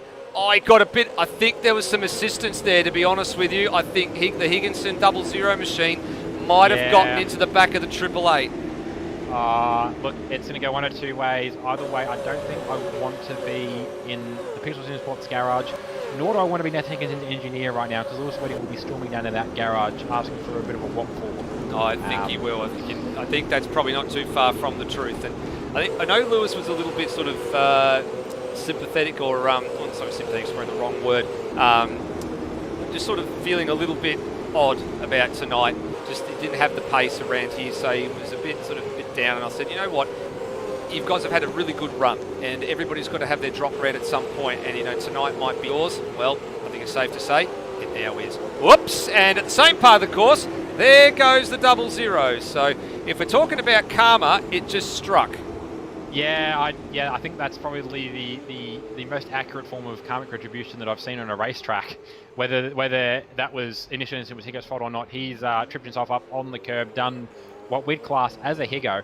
Look, it's a long race. He's still got a chance to get back into the order. He's actually. I think he's about to. He's spun it somewhere else again. He has actually. He's done it. Slow chicane. Yeah, so he's in a real world of pain at the moment and trying to get going the same direction. So we'll leave him be for the moment. He's now the better part of a full sector behind everybody else. As we go back to the fight here, so Rosella's now managed to clear Foley in all of this. Redmond is hanging on to 5th. McFarlane, who started 10th, has now passed Devonish into 6th. So Devonish has had a really awkward start here. He's gone back a couple of spots in the running order and doesn't seem to have the pace at the moment. But I'm not sure what he's up to. Is he maybe trying to think about a different strategy call here, as we're now seeing the 00 Motorsport machine of Higginson coming to the pits? Yeah, I'm suspecting some damage. Maybe he punctured a tyre. That thing did look like it was clipping into the wall at points. So it might be a tie down on the 00, which would track with how it wobbled off the slow chicane. He's going to go a lap down in this, and he's probably going to start praying for a safety car. Yeah, well, I mean, he'll be praying for a safety car, and he will then obviously have to be the first man down, a lucky dog, and then get his lap back. And Lewis has now joined us in the live chat and talking about the special driving, and I think we probably do agree that he's a little bit close for comfort there on the replay there for Higginson being into the rear of Lewis Wedding. Now, for Higginson, he's actually going to feed back out into the traffic, or is the traffic going to clear him? I actually think the traffic's going to clear him, so that's important. So they didn't have to contend with him, and he actually tacks on behind his teammate, who's 15th, albeit one lap down. Yeah, so he's in a good position to just try and get some pace in, try and get a stint out of the car, and yeah, just sort of see how things go from here and see if the race can play back into his favour. But if it doesn't, we mentioned the karma, but that'll come down, probably come into a stewards discussion later in the next fortnight or so. I can tell you that it already is actually. It's actually already gone in. Yep. So the formal protest has already been filed about that one, and you're right, that will then be reviewed. Here we go back on track actually. Lockie Lock and Brendan Ross duking it out side by side as they come down to turn 11. So Ross going the long way round with Lockie. Lockie sat back there for the better part of the first 3 laps. He's now pulled the trigger and gone through. And have a look who else is ranging up into the shot here. So Dane Liccardo, a little bit of contact there. That was a little bit awkward. But he's driven up from the back of the field to 10th place at the moment. And we did say we were going to be interested to see the kind of progress he was making. Well, he's made some fairly handy progress so far in the opening 4 laps. Yeah, I was talking to Dane before tonight's race. His plan for the first stint was just to go as hard as he could for as long as he could to try and sort of offset his rear grid. He's probably benefited a little bit from what's happened in the first couple of laps, that he's picked up a few free spots there. And yeah, look, he's into the top 10 so far. Look, the tyres aren't so much a concern. It's just probably running the tyres to a wear number, or the fuel to a wear number, or a burn number. But I don't think this race is going to be split into even stints. So there'll be an opportunity to pick up fuel or change some tyres somewhere else in the race to maybe offset his pace so far. But so far, good run for Dan Liccardo. Absolutely. It's actually a fairly timely point that you bring that up. We'll bring our DCD race facts up, with thanks to Daniel Cox Designs, as Liccardo closes in on the back of Brendan Ross. And there are your street circuit facts there. So you can see there's going to be at least 2 stops just going off of the fuel range numbers. You have going to have to stop twice. You'd be a miracle worker to be able to make it last for a single stop. And the big thing there is your pit lane transit time at 60 to 70 seconds, including the stop, because you've seen already that the entrance is off the approach to the final corner, and the pit lane speed limit comes up fairly quickly, and it's a fairly long trundle at 40 k's an hour to go right around the outside of the final corner and get into your bay. Line to line, the pit lane is actually 30 seconds, and that doesn't include your slowdown, you're starting up and then you're stationary for another 30 seconds in the lane. So it's the better part of 60 to 70 seconds just to transit the lane for a stop. Yeah, just to put a final point on what we see in the first phase of this race, we're not going to talk about it any more past this, but Lewis Wedding in the chat just mentioning that's his first lap 1 DNF in over a decade of sim racing. Wow. So, yeah, I'm not sure if that's a first stat or it's his first in a long time, but not a number or a stat he wants to see again. But no, back on track. It's a good little battles actually over the back end of the top 10. Tomo's just put a send on his teammate Lockie Locker, although I think that might have been a bit of a collaborative process. And Dan Liccardo now looking for a move on Brendan Ross. Yeah, but he's got that done. I'm actually more in the back of shot there. He's got it done, and Rossi got the over and under in the back of shot there. I was more focused on what was happening a couple of cars further up, because there was a group of 5 cars that were very close together going through the last couple of corners. Warwick doing his best to keep Devonish, McFarlane and Foley had sort of slipped back into this battle as well, so he's gone a little bit backwards after the start, and he's now battling along with Redmond. They've had a little bit of a run in a couple of rounds ago at Barbagallo, and this group of 3rd place right down to 7th, covered by a blanket at the moment. Yeah, actually I will say, speaking of Foley, I'm just having a look in the live chat, I do believe from what I'm seeing that Zach Brown might be engineering for Foley tonight. I know Zach's done some engineering work for me in the past, so if he is, good luck to you, Zach, and the PBF teammate. I hope you do well. No, it's a good little battle actually that's forming up over what is 3rd place. Colin Warwick is sort of starting to pull away from this train a little bit, probably benefiting a little bit from Corey McFarlane in behind, sort of all indirect teammates, the pair of them. And yeah, sort of a little bit of a freight train, although maybe not quite like a Kempy spec freight train. But that's it. He is starting to pull away now, so it's more now Corey leading the train. But that's it. Corey's pulling away. It's just early phases of the race. Everyone just sort of bunching up and pulling back out again. And everyone's sort of maybe trying to find their own spot on track. Foley, as you mentioned, is probably the notable one, having had a really, really solid start and then sort of, I'm not sure, I wouldn't say fading, maybe just settling back into his sort of usual pace as the race laps ticked on through. Yeah, you're not wrong there. So I think I just saw there before with McFarlane going wide at the final corner, Devonish had a little bit of an opportunity to try and slip up the inside and maybe threaten down to 1 and 2, but he got a little bit too happy on the loud pedal and then cranked the number 15 Mustang sideways, so the opportunity vanished pretty quickly. So that a lap or two ago, they were all bunched together, and now they're all sort of split apart into their own little groups. So you've got McFarlane and Devonish sort of duking it out there, and then you've got the Foley and Redmond battle resuming a bit further behind. And with Liccardo having now cleared Brendan Ross, we'll see what sort of pace he's got on board at the moment. Actually, in fact, he's actually got some good pace in hand, just looking at the current sector times relative to the 2 that are ahead of him.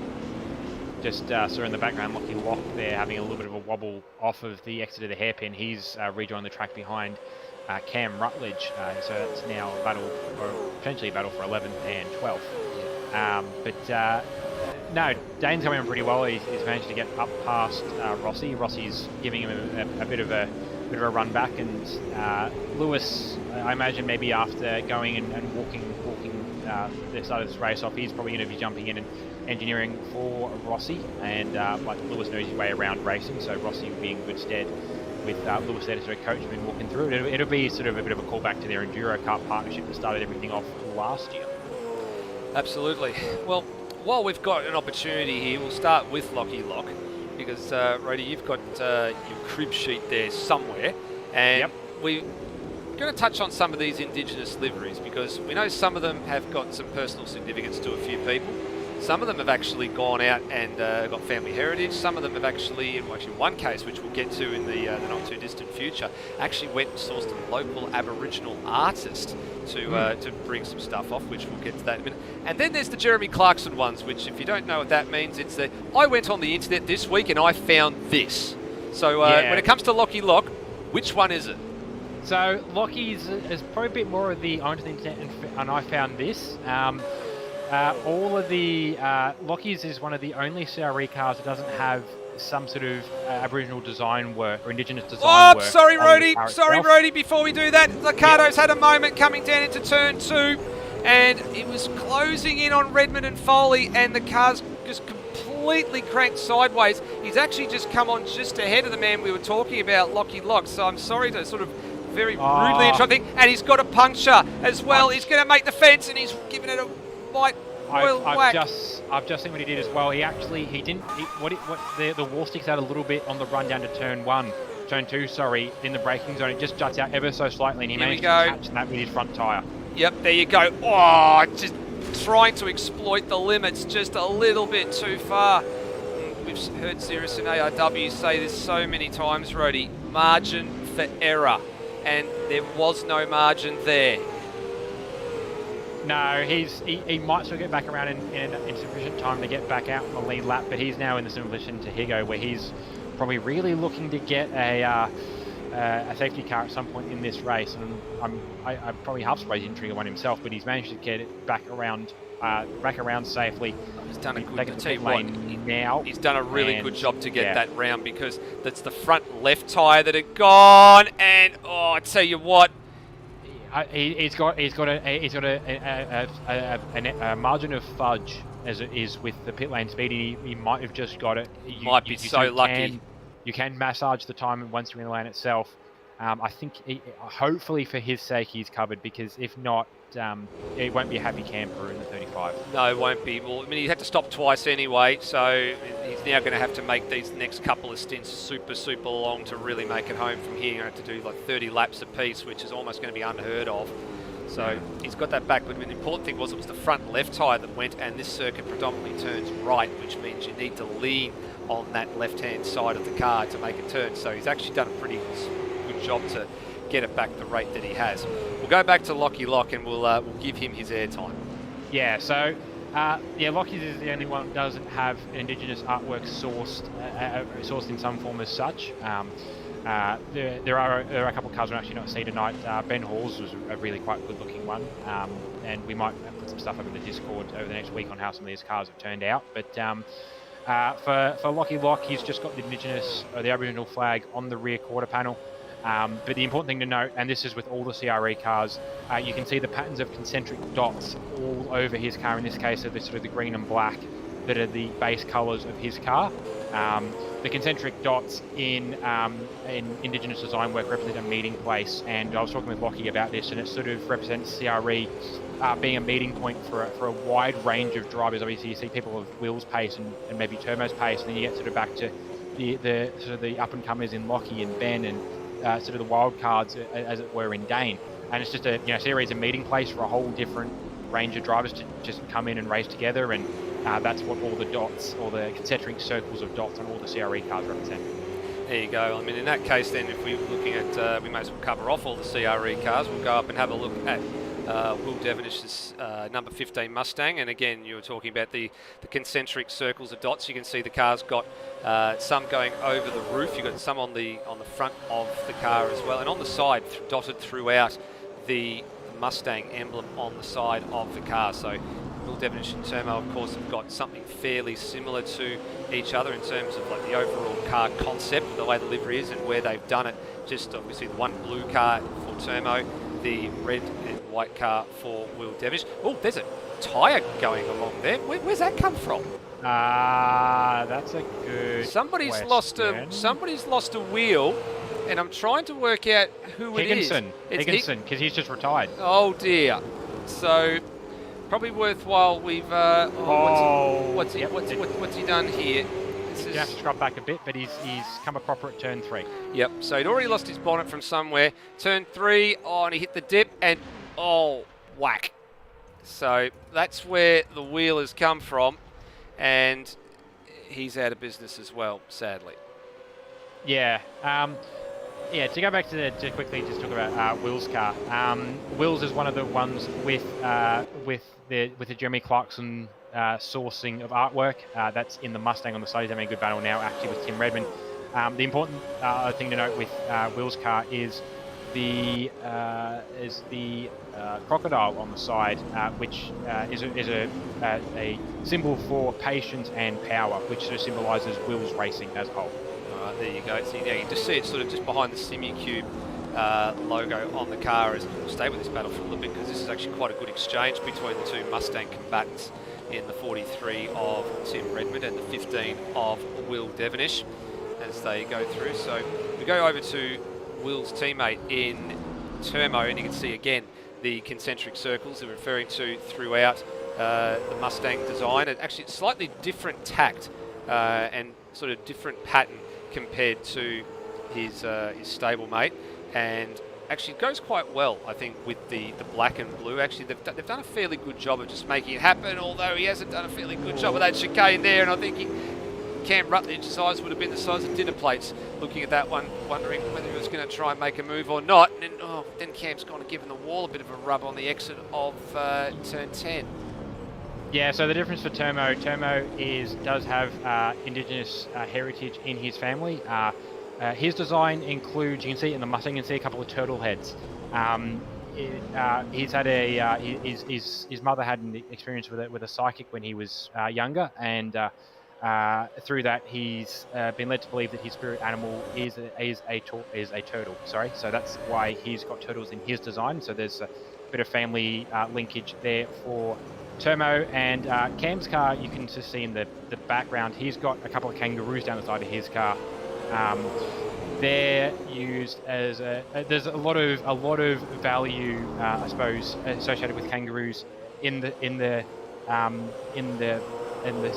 symbolage of Indigenous culture, but also they're just on there to represent that Cam's been making very sort of strong, continuous strides forward in his racing. We've seen that, over the last couple of seasons. He's sort of come off the back end of the top 20 in pace, and now he's pushing up towards the top 10. And I think more so, not just in his race as well, but he's been making a huge amount of strides forward, professionally with the business, personally with his family and that as well. It's been a really great thing to see. So all, sort of like, they'd say good things happen in threes, and, that's all sort of been coming together over the last couple of years for him, which has been really great to see. We go back to the, I guess, the battle at the front. I mean, I wouldn't say it's a battle at the front. These two have been running pretty much line astern for the majority of the race now. Stenberg having got the whole shot at the beginning of the race, gone down the inside, and Foley has now sort of dropped back out of this. So they are a good 9 seconds clear of the next two pair of McFarlane and Cole Warwick, who are just sort of coming through the first chicane now down to the second chicane, and they're just running line astern as well. And Redmond has cleared away from Will Devonish, so this is now sort of an interesting phase of the race on this hard tyre, and Redmond seems to have just a little bit extra wind in his sails, I think, at the moment. He's tracking along quite nicely, and he's pulled out a good 10th or 2 every lap over Will Devonish in the last few laps, and just edging away sort of slowly. Most of the damage looks like it's being done in the middle sector for Redmond at the moment. And let's get a read on these lap times as they get across the line. So McFarlane goes across the line 13.7, Warwick 14.9, sorry, not 49, sorry, 14.7, and Redmond at 14.0. So he's not making huge strides at the moment in terms of Corey McFarlane's pace, but he is lapping quite well at the moment in the 14s. Yeah, a lot of the top group seem to be running pretty comfortably. The exception I will say too, that in terms of relative pace, is Luke Rosello seems to have found a second wind at some point. He did pass Kurt Stenberg late in the previous lap. I'm not sure whether Kurt ran wide or whether there was maybe a bit of communication on the bat phone. I don't remember the F1 message, but essentially Luke is faster than you confirmed we received this message. I'm not sure whether it was that or whether Kurt just ran a little wide coming into the hairpin or a little deep and wasn't able to just put it down the inside. But Luke's making some pretty good margins actually. Kurt Stenberg, I think, has he just pitted? Yeah, he has. He has. Okay, so that's a little bit earlier than I was expecting. But by the same token, this is an inverse strategy now. I think the philosophy that a lot of drivers went with the last time we had the 200 kilometre race here was to go as long as you could in the first stint and then decide to pit and then make your final stint the shortest one. So Kurt's now going the inverse of this. That's an interesting ploy. I hadn't actually given that one a lot of thought, to be perfectly honest with you. Well, we talk about guys doing something different, and then the strategy is that you've got to put the laps in somewhere. You've got to do, too long and a short stint essentially is what we picture is the ideal stint layout. There's nothing said about you have to do it at the last stint. And it makes sense from a degree to try and maybe just get your last stint to be a rhythm. Just keep in that rhythm as you're trying to then, bring down the laps or bring down a gap or sustain a gap to somebody else. It's good to do that on a rhythm. So, yeah, it's an offset for Kurt and potentially an offset as well.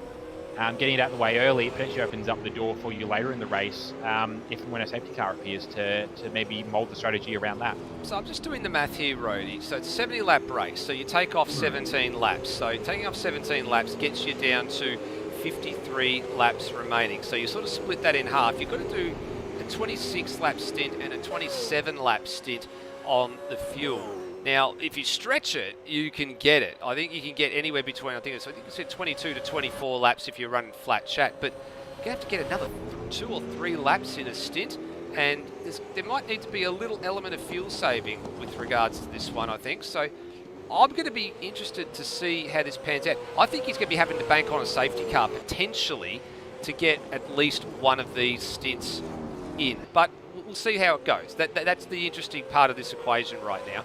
We're going to see how this pans out. Yeah, I think what we're going to find is the rest of the grid will will either confirm or deny Kurt's strategy for us as to when the bulk of the rest of the field start to pit. I don't think they're all going to go off strategy, as it were. Like, all strategies are viable at this point. But I think a lot of them are going to just run long in the first stint just to get it out of the way. So we'll see when the rest of the field start to pit as to whether the 26, 27 lap stint is a viable stint or not. Because if it's not, then yeah, Kurt's looking for something that maybe isn't there. Note it down in your books, ladies and gentlemen. Lap 17 was the lap that Kurt Stenberg came in, so we'll keep an eye out for that one. Keeping an eye as well on Tim Redmond, because he is starting to slowly erode the margin to Colin Warwick at the moment. And again, last lap around. It's only a 1/10 of a second difference, but the gaps have normalised a little bit. And he's still chipping away though, just always sort of chipping away. 1/10 of a second gain, sector 1 alone for Redmond now. He's got the gap to under a second here, Rody. Yeah, he's putting in some good pace. He's probably benefiting as well. Like we saw when we looked earlier at the laps that Cole's pace wasn't quite there, and I think we're seeing it actually at the moment. I'm not sure whether it's, I wouldn't say it's tyre wear unless, like we saw, I think it was the last round, Luke Rosella put worn tyres on for the start of the first race. I'd be surprised if that same mistake was made sort of within the wider team again, but I don't know, it's not looking like sort of the tyres underneath, and 20 laps into the race. All right, here we go, the stop's pitting. happening. Yep, and McFarlane pitted ahead of him as well. So I was about to say there was some unhappy cars out there on the track at the moment, and I think NZ Snipes is in there too. Devonish looked a little bit unhappy in the back of shop because his car actually slapped the wall coming up and over Boundary Street, pretty parallel to the wall actually, lucky not to do a lot of damage.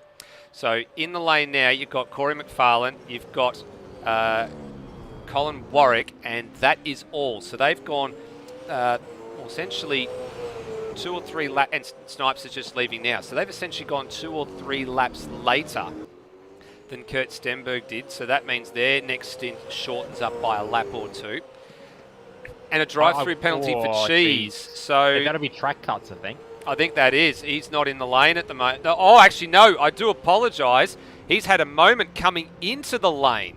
Oh, wait, don't tell me. I got a funny feeling we've seen this somewhere before, actually. So I do remember there was an incident in the, I think it was the Dev Series race, I think it was. Here we go. And, It seems what he's done is he's entered the pit lane by the game standards, and then as a result of lockup or something, he's then left the pit lane. He might have speeded his entry regardless, but I don't know. Like we've seen something of a similar nature elsewhere within the last month or so, but not that. And I don't know. Had it been what I thought it was, I was gonna argue clemency, but I'm not sure in that case because that all looks to be of his own action. Yeah, that looks like that's a pretty interesting driving error coming into the lane. The car was tracking straight. All of a sudden, it looked like it had a little bit of a lock-up, and then all of a sudden it veered to the left and off course. And you're right, once you hit the grass, you're essentially a passenger. And he's tripped that entry point because he was part way over the cone and the line that divides the where the pit lane speeding line is, and then he's sped back up essentially on the other side. So with the way the pit lane's configured, by the way the game has it all sort of done and dusted, that is unfortunately going to be pit lane speeding for cheats. I think the only difference there between having made it through the lane normally and doing what he did there was that he would have been given the penalty when he exited the pit lane normally. Yeah, correct. The only difference was that he entered and then exited the lane by the game standard, so it just threw in the penalty early. So the speeding on entry, I think, does fall either way for Cheese, and that's unfortunate. It's just an odd one that he tripped out again and it picked up that early. Okay, so 22 laps on the board for Will Devenish when he comes to pit lane and doing the 40 km/h speed limit. Tim Redmond's gone around again. Luke Rosella's gone around again. Brenton Foley's going around again, and also Brendan Ross is joining the pit lane party as well in the 4 Pixel Sim Sports Commodore. So we're not seeing a huge flurry of activity on pit lane here, Road. It's just dribs and drabs. I think some of these guys coming in now may be looking to run it as 3 equal stints or something close to it. The fact that we haven't seen all the drivers in yet suggests that Kurt's strategy does hold water, or suggestions that 27 laps are doable. We're still a few laps off, and sort of by the bell curve of pitting that we usually see in racing. I'd be surprised if we go a few laps before seeing more cars pit, because Will knows what he's doing with the car.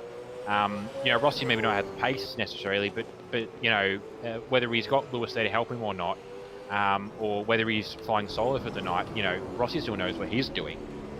So I don't know whether there's something extra. Actually, I've just seen the background, Luke Rosella into the pit lane, so I think Kurt might be in trouble for strategy. Yeah, that's going to be a bit of an interesting one. It's been handed a little message from the retired Nathan Higginson. He is, quote-unquote, very, very remorseful at the moment. I've just noticed Brenton Foley. I think he's coming to the lane. I think he's got a tyre down. Yeah, I think he has too. And he had a moment at the pit at the last sort of corner there. I'm a bit surprised to see what happened there. I seen there was a yellow flag out, and there's a little bit sort of sideways coming down towards the pit lane here. Oh, he had a big lock-up, and big round he went. Donuts for Foley, and got going again. And I think if it wasn't a planned stop, it very quickly became one. Yeah, I'm not sure whether he had a tyre go down or whether it was just overheating the tyres that led the car wobbling. And hang on, is that... Oh no, that's Tim leaving the pit lane, sorry. I saw a yellow car in the middle of the lane. I thought we had a safety car. Yep, no, the safety car's not yellow anymore, remember, Rody? No, it's yellow and green. There is some yellowiness to it. Green is half yellow, so green is yellow, but colour wheel stuff. Anyway, it looked similar enough in the distant sunlight. Battle resuming here though as well. So Redmond getting up to speed. Will Devenish already having done a flying lap and actually gained some ground over Tim Redmond through the stops, but not quite enough to undercut here. And if Redmond can hang on for a couple more corners, he'll probably have the benefit of getting those tyres up to the temp that he needs to get them to quickly, and he'll thwart that challenge of Devenish very, very rapidly. So through and up and over Boundary Street we go. The opportunity for Will to strike. It's got to be down here at turn 11. He's got to get the run and send it down the inside. If he doesn't, he's going to be consigned probably for the next couple of laps to sit behind the 43 machine. And unfortunately, I think that's probably what's going to happen. He's going to be staring at the rear wing of the Pack and Save Mustang all the way down the front straight here. Yeah, I was just running through the field just to see where everything is sorted out. We've still got Termo in the lead, having not pitted. Same with Cam Rutledge, he's up in third. Kurt Stenberg ahead of Luke Rosella by a few seconds, but that'll be by virtue of having stopped sooner and been on fresher tyres for longer. So that'll probably reverse itself come the back end of this race. No, good little battle. That's resumed, and I think Tim's now at a point where he's got the car back up to 10th again. He's going to be pretty comfortable here for the next few laps, and probably might as well start pulling away. Lockie Lock, I've seen at the background a shot here, Roddy, unfortunately. There's while we were watching Cam Rutledge being passed by Luke Rosella, Lockie Lock had a moment coming through the chicane that's caused a little bit of chaos already tonight. And I think this one might have been of his own volition. We've seen a few drivers have a few oddballs through this chicane here. Oh, he was already well wide anyway, and he got the tyre barrier. It actually looked a lot worse than what it actually did on the background. I thought he'd sort of hit the curb and gone around, but he was almost in the fence like Will Davison was, and the tyre barrier was what turned him around. So he's a very lucky boy. Yeah, I think he just caught the back end of the car and just sort of pinged the car and just twist around. I don't think there's any damage to it. It'd just be visual, if anything. But I think he's taken the opportunity, much like Foley, where he figured, look, you know what? It's already a slow lap. Might as well make it a slower lap and pit. Yep. So I'm in CRE 1, 2, and 3 in the lane at the moment. Locke, Termo, and Cam Rutledge all in the lane for stops. So that answers that question. So all the CRE cars have been in. Here's Devonish now down the inside at turn 3. Gets the pass, gets up in front of Redmond, and he's finally got that job done. So he stared at the rear wing of that the Pack and Save Mustang for the last 2 or 3 laps. He now finally pulls the trigger, and he's now got to get out after Colin Warwick, who's 12 seconds up the road. That's a big margin, actually, so I'm a bit surprised because the margin was a little bit smaller than that when they came in for their stops or before the stops started taking place, and that's now ballooned out somewhat. I think what we're maybe seeing is, we mentioned there's been a short stint somewhere in there. If some of these guys are running a short stint somewhere, then maybe in Cole's case at least, maybe he's going to be middle stint because he got in, and I think he did pit sooner, so he's been out on fresher tyres for longer. I'm not sure it's 12 seconds worth of longer though, so I think maybe what's happened there as well is that Cole's relative to Will at least is short field to run a shorter second stint, and will pick up more fuel again in the last pit stop. I think so too. As said as well, he's one of the drivers that has got the Indigenous livery on the car this round, and I think there's actually some Indigenous heritage in his family, I believe on his mother's side, I think, from what the word on the wire is. We didn't get a bump come through from him at all. I know his father's in the live chat. He'll probably confirm or deny if that is the case. But in any case, he's traded the... You put it nicely, I think, Rhodey, during the shootout. He's traded the blue for the red, and hopefully that will turn into purple in qualifying. It sort of didn't go all the way he wanted, but he actually put on a fairly good showing in the shootout. Yeah, and livery-wise, he's done a really good job with it. I like the only thing is the 3 Canteen 3-3 does blend a little bit to the red versus a pink versus a white. But no, otherwise, look, it stands out. And look, if Steve was able to race tonight, it would have made telling them apart pretty easy. Like, they haven't been identical all season, but they've both been blue and black Blackshaw's cars. To have now a red car helps him stand out for a round or so. And then we'll see him back in the regular racing team colours for the next round. Well, we may or we may not, because retro round is coming up after this. Sorry, yeah, correct. About that. So, we have said this year. Last year, everybody got into the swing of things, and of course, it wouldn't become a mandatory round, but everybody participated. This year, we've given people the option of doing it because we know that as the things in the real world start to normalise, everything sort of time becomes a little bit poor for some people. So we've given people the option. If they would like to do it, they're more than welcome to do it. So we will see probably a handful of liveries come in again for retro round, and some cars will revert to their previous livery spec as we go from one Indigenous-themed car to another one with Brent Foley, who's substituted a couple of interesting sort of brown sort of highlights and hues in the artwork to what was otherwise a Red Bull Commodore. And I think in the is Is this Foley another one of the cases of the Jeremy Clarkson analogy here? Oh, Brady? it's not so much, No? that.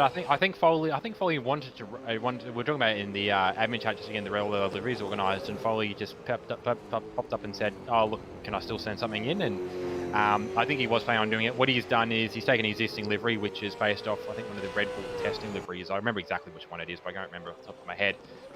He supplemented all the little red chevrons down the side. For the design from the 2008 888 BF Falcons, they ran the red dust livery up at the top end races in 2008. Same sort of calendar round, so at Hidden Valley and I think up at Townsville.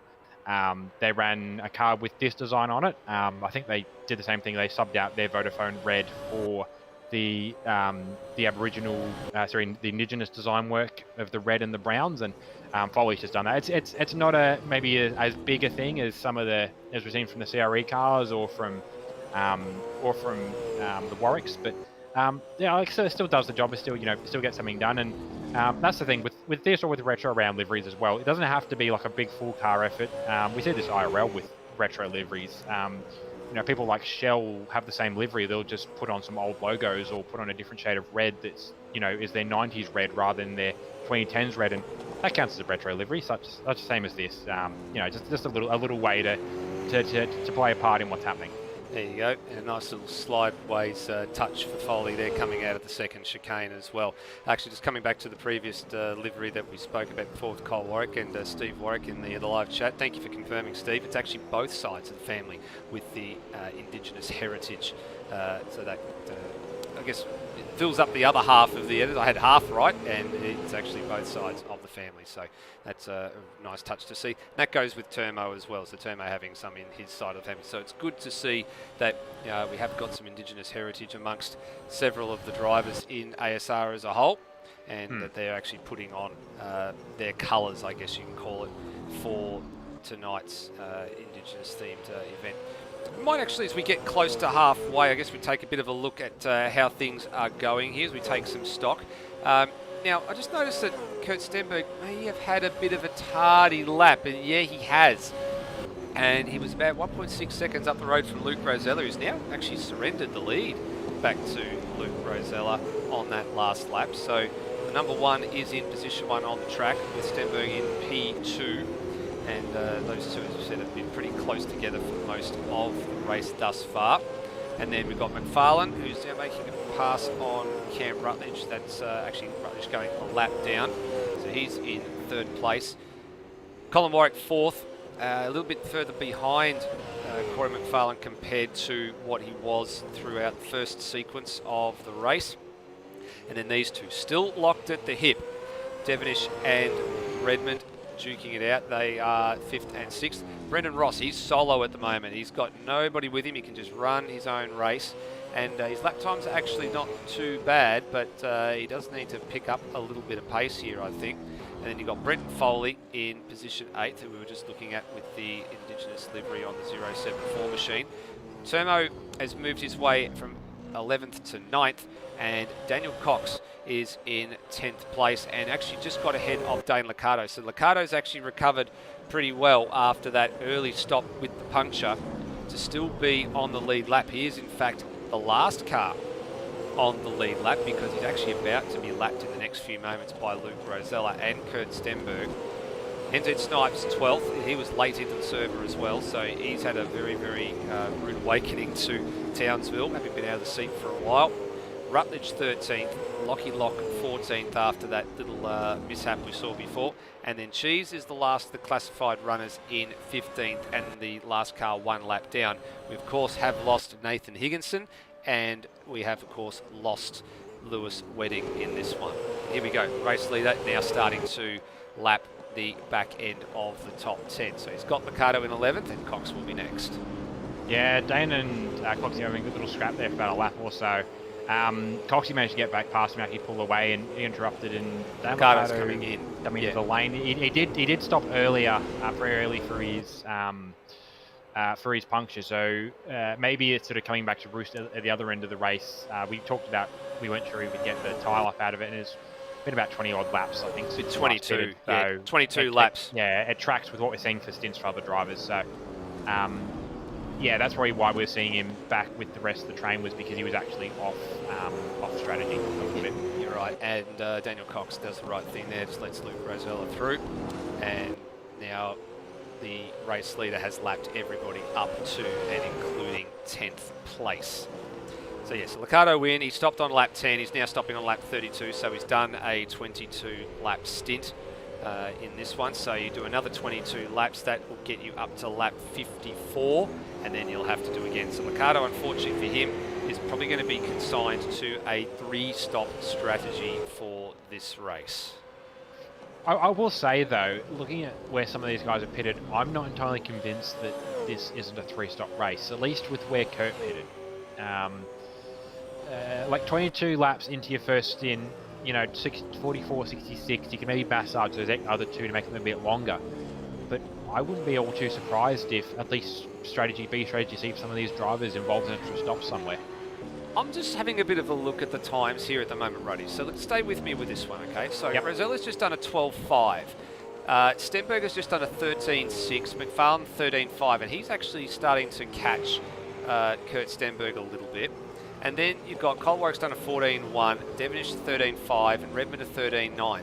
So I'm looking at Kurt Stenberg sort of dropping back into the 13s and wondering if he's actually maybe now driving to a number and trying to extend out this middle stint as long as he can, to maybe try and get it up. Maybe the Dash's readout is saying, well, if you want to make this 2-stop race, you've got to make this sort of like a 25 lap or so middle stint, which would be an ask.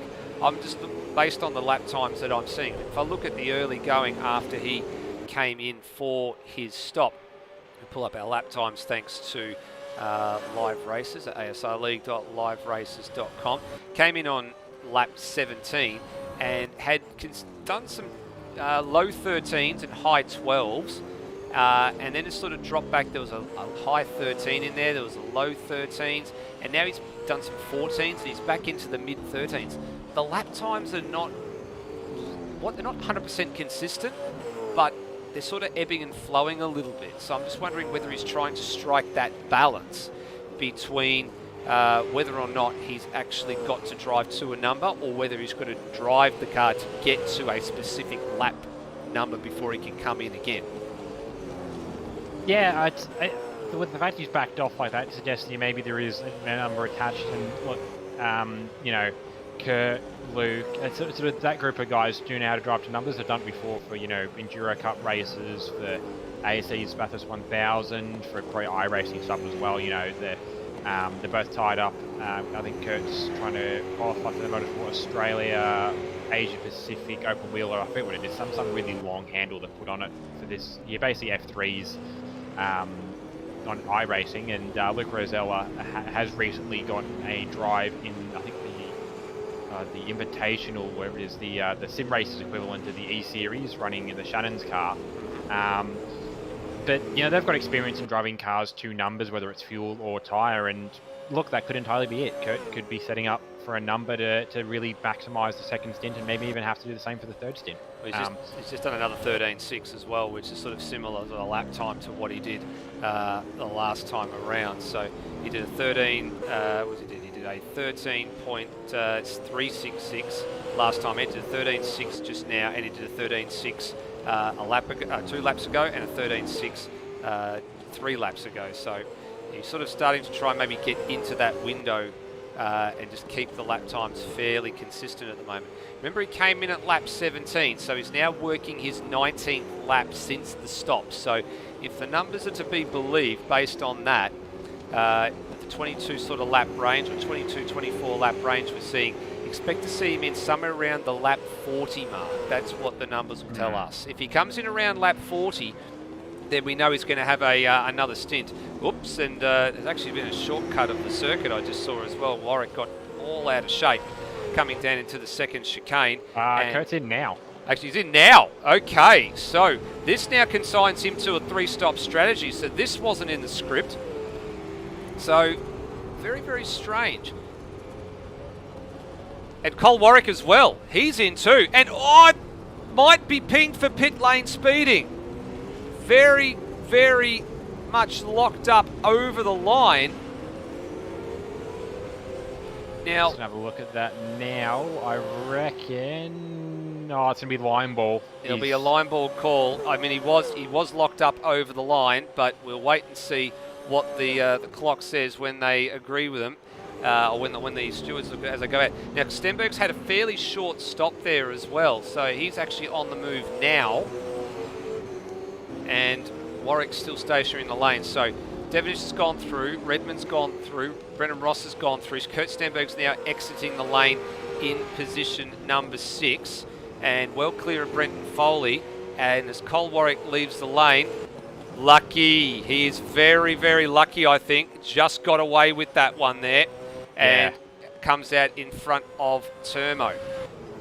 Well, this now changes a few things up. So they sort of got about 19 to 20 laps out of the fuel tank. 3-stop strategy, Rhodey. Yeah, Potential 3-stop strategy. Yeah, I'm not too surprised, and it's probably one of the things where it falls much like the idea of using softs versus hards. You use the hards and the race is quicker, but I suppose you suffer for more of it because you're just not going out there essentially having fun out there, setting good pace. Yeah, Lewis in live chat, I think he's still on the server having a look at that, reckoning Cole was over 15Ks, so he's pushing the limits of as fast as you can get into pit lane, really trying to get maximise those tenths of a second.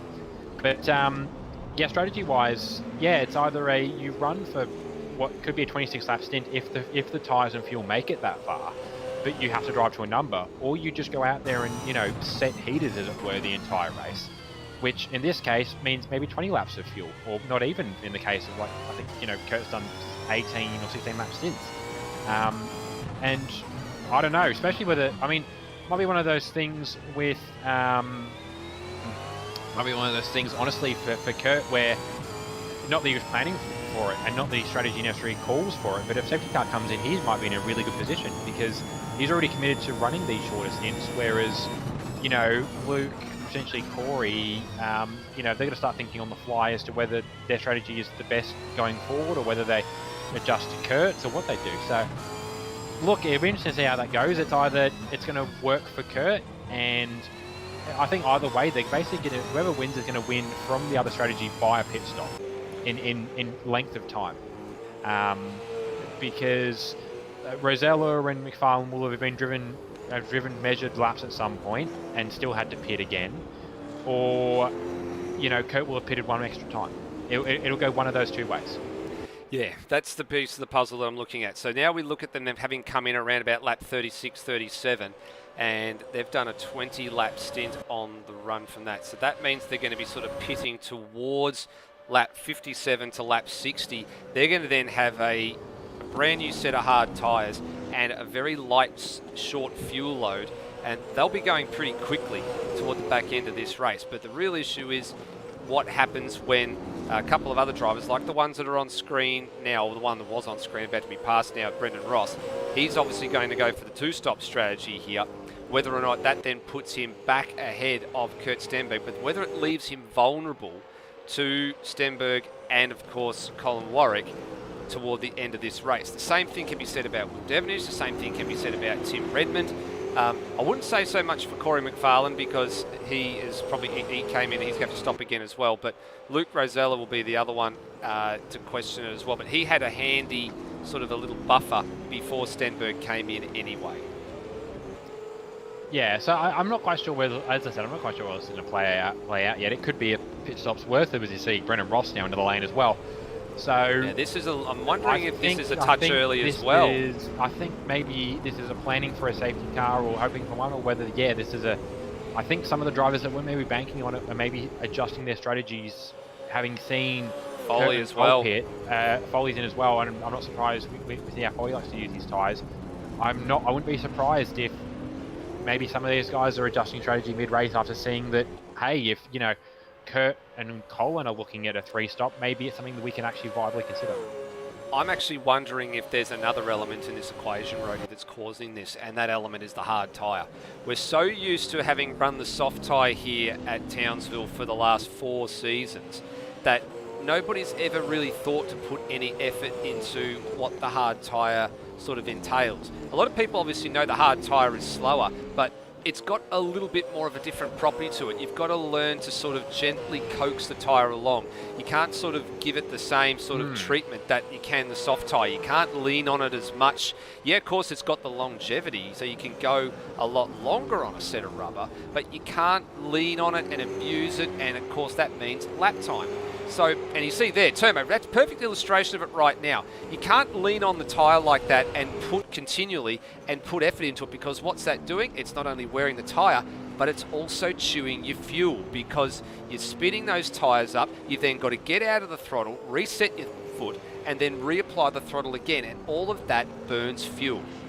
Yeah, so look, as you said that, you reminded me perfectly of a conversation I had with P12 man, currently Lockie Lock, and I believe also Darren Lognan, who's my Super 3 rival, coming into Delta Series last week, where the tyres were just dying for them after the first 10 laps, and it wasn't because the tyre life was going, it was because they were overheating their tyres and the tyres were dying because of heat. So, yeah, you make a good point. It's probably one of those things where either they run at 8 or 9 tenths and have to make it a 3-stop, or they have to back off to like 6 tenths to make it a 2-stop. So I think some drivers just, whether it's a strategy decision or whether it's just a personal I want to enjoy my night thing, I've decided I'm not going to drive around at 6 tenths all night. I'm going to have a crack, and if it means I got to take an extra stop, I will. And maybe it comes to a net zero in terms of pace loss, because I mean you're able to do, you're able to be as fast as you can be on the tyre. So you might be making up a couple of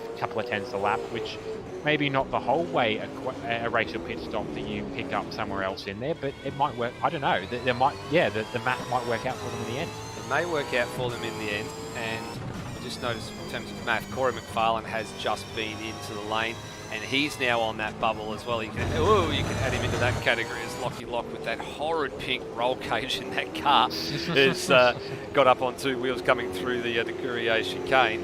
But McFarlane's been in, so he's probably going to have to stop again as well, and he'll have quite a light fuel load too. So a number of these drivers, you're right, they're going to be relying on the safety car. There haven't been too many of them around here for the main series. I remember the one in 2020 that sort of spiced the race up late between Will Devonish and Kurt Stenberg, and Will had to go down at turn 2 and ultimately couldn't stop the car and ended up losing track position to Stenberg, and ultimately came home second in that race. But there haven't been too many in the main series, as I see. Whoops, and there's been a little, I think there's been a little incident there for, was it Cole Warwick and Liccardo down at the hairpin. Now, Liccardo was, I guess, getting blue flags on that one. We'll go back and have a look at that on the replay there. We're about to cut to Dane Liccardo to have a look at his Indigenous-themed livery as well. That's a bit awkward. This will be a bit awkward. So now Liccardo's got he's got the blue flags there as well, but it's a little bit awkward. I think you can look at that 2 ways and say, well, one, the car with the blue flags probably needs to give way to the car that's on the other lap, but 2, driving through the rear quarter is definitely frowned upon. Yeah, it'd have to go back in further and just see sort of the history in that lap in terms of how much warning Dane had to at least allow himself to be lapped. The expectation isn't you get off your line, the expectation is just that you're predictable and you just don't make it impossible for the guy coming around to lap you, and I don't think Dane was doing that, but again, we're just looking at an incident in that corner. There could be something further go on the lap, or it could have been something with a blue flag only just appeared for him. So that'll be a post-race review of some description, but no major harm for Dane. He's still around. He got a few extra nicks in the car, but he's still out there certain times. His car doesn't look to be terribly damaged from that, so that's all good. Yeah, well, he's 2 laps down anyway. I mean, that's the point. I mean, you're not racing anybody as well, and that'll be the thing. As you said, the ruling has always been that, you don't want to make it overly difficult for the cars that are passing you, but you need to be predictable as well. So it's look, I think Lewis Wedding in the chat's probably fairly got it right, but then also Matt Cecil's, I guess, got a bit of a thing as well. And look, to be fair to the guys in the live chat as well, we've looked at it just at the one corner where we saw it happening. We don't actually know how long the blue flag would have actually been out for as well. So yeah, we'll let that one sort of decide itself when the time sort of is right. But I guess we look at the as he has a big moment going into turn 3 as well. we have a look at the, as you can see, the theme of the concentric circles on the car as well there for Liccardo Racing, powered by CRE.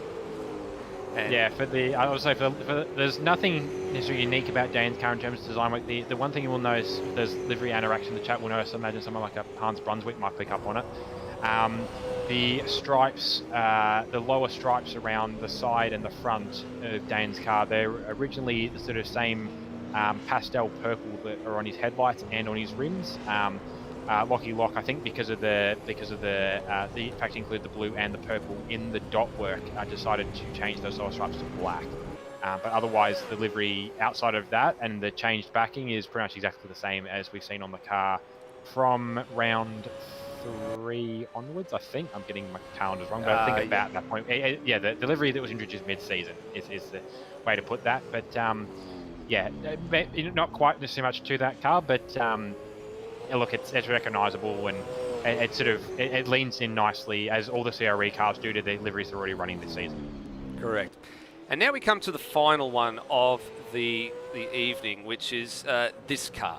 Now, Daniel Cox, we know he's very, very good at the livery design, and he is based up in Queensland, up in the Glasshouse Mountains. He actually went and found, believe it or not, ladies and gentlemen, a local Aboriginal artist. And that's where his livery comes from. It's actually inspired, I think, Rhodey, we've got it here. It's artwork's based on 2 carpet snakes, which you can actually see the heads of the carpet snakes on the bonnet and going down the sides of the car. There's actually got a little image slideshow we're going to bring up here. These are the profile images that we actually got sent before we'd seen the car on track, and you can see there's the snakes going down the side, and the tendrils and the actual work that's gone into the car is absolutely phenomenal. Even have a look at the extra little bit of artwork you can see just on the inside of the rim, just where the tyre is, between the tyre and the rim, those little sort of triangular hashings.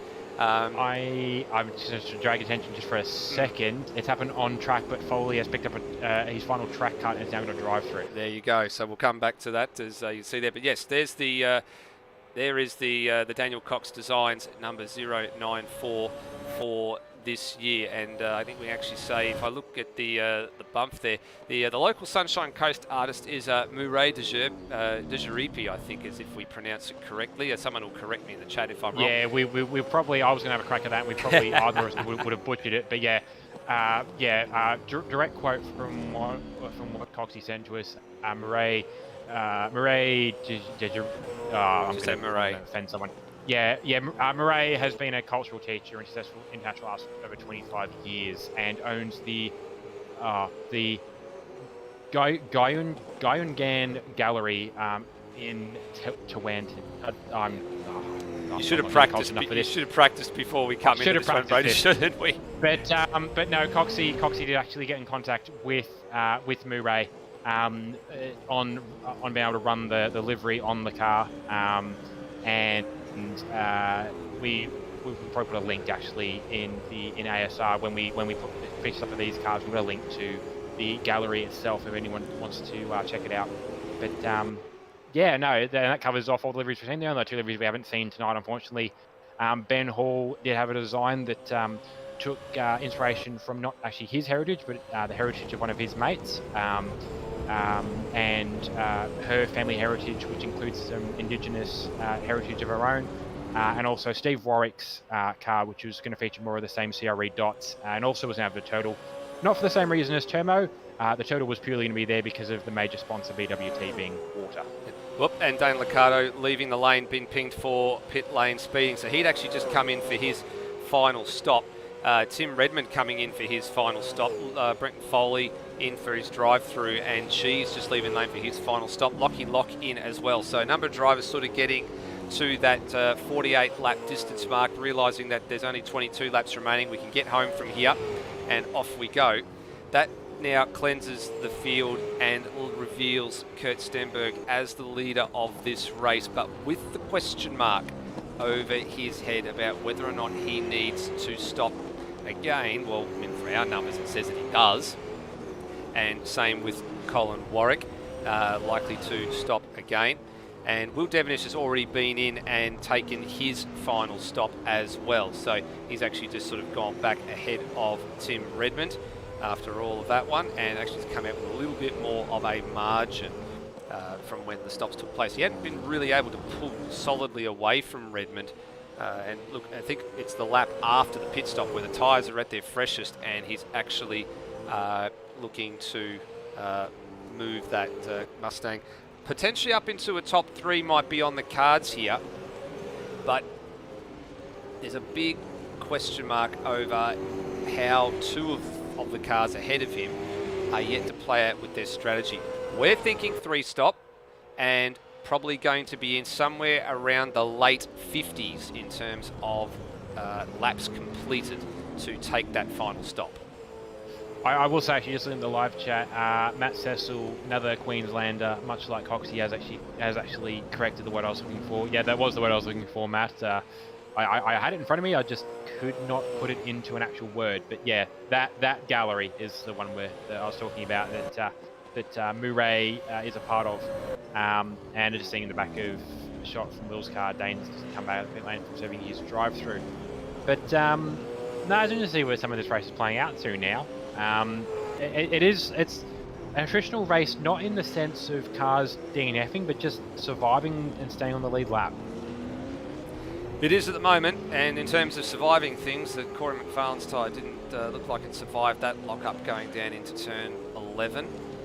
And he currently sits 3rd. Now, we got a chance to have a chat with him last time out. Actually, it was a maiden podium for him in ASR at the last round. And what was the word? He said it was hot, but I think, wasn't he wearing a hoodie? I actually thought he said something else that begins with H and ends in Ard.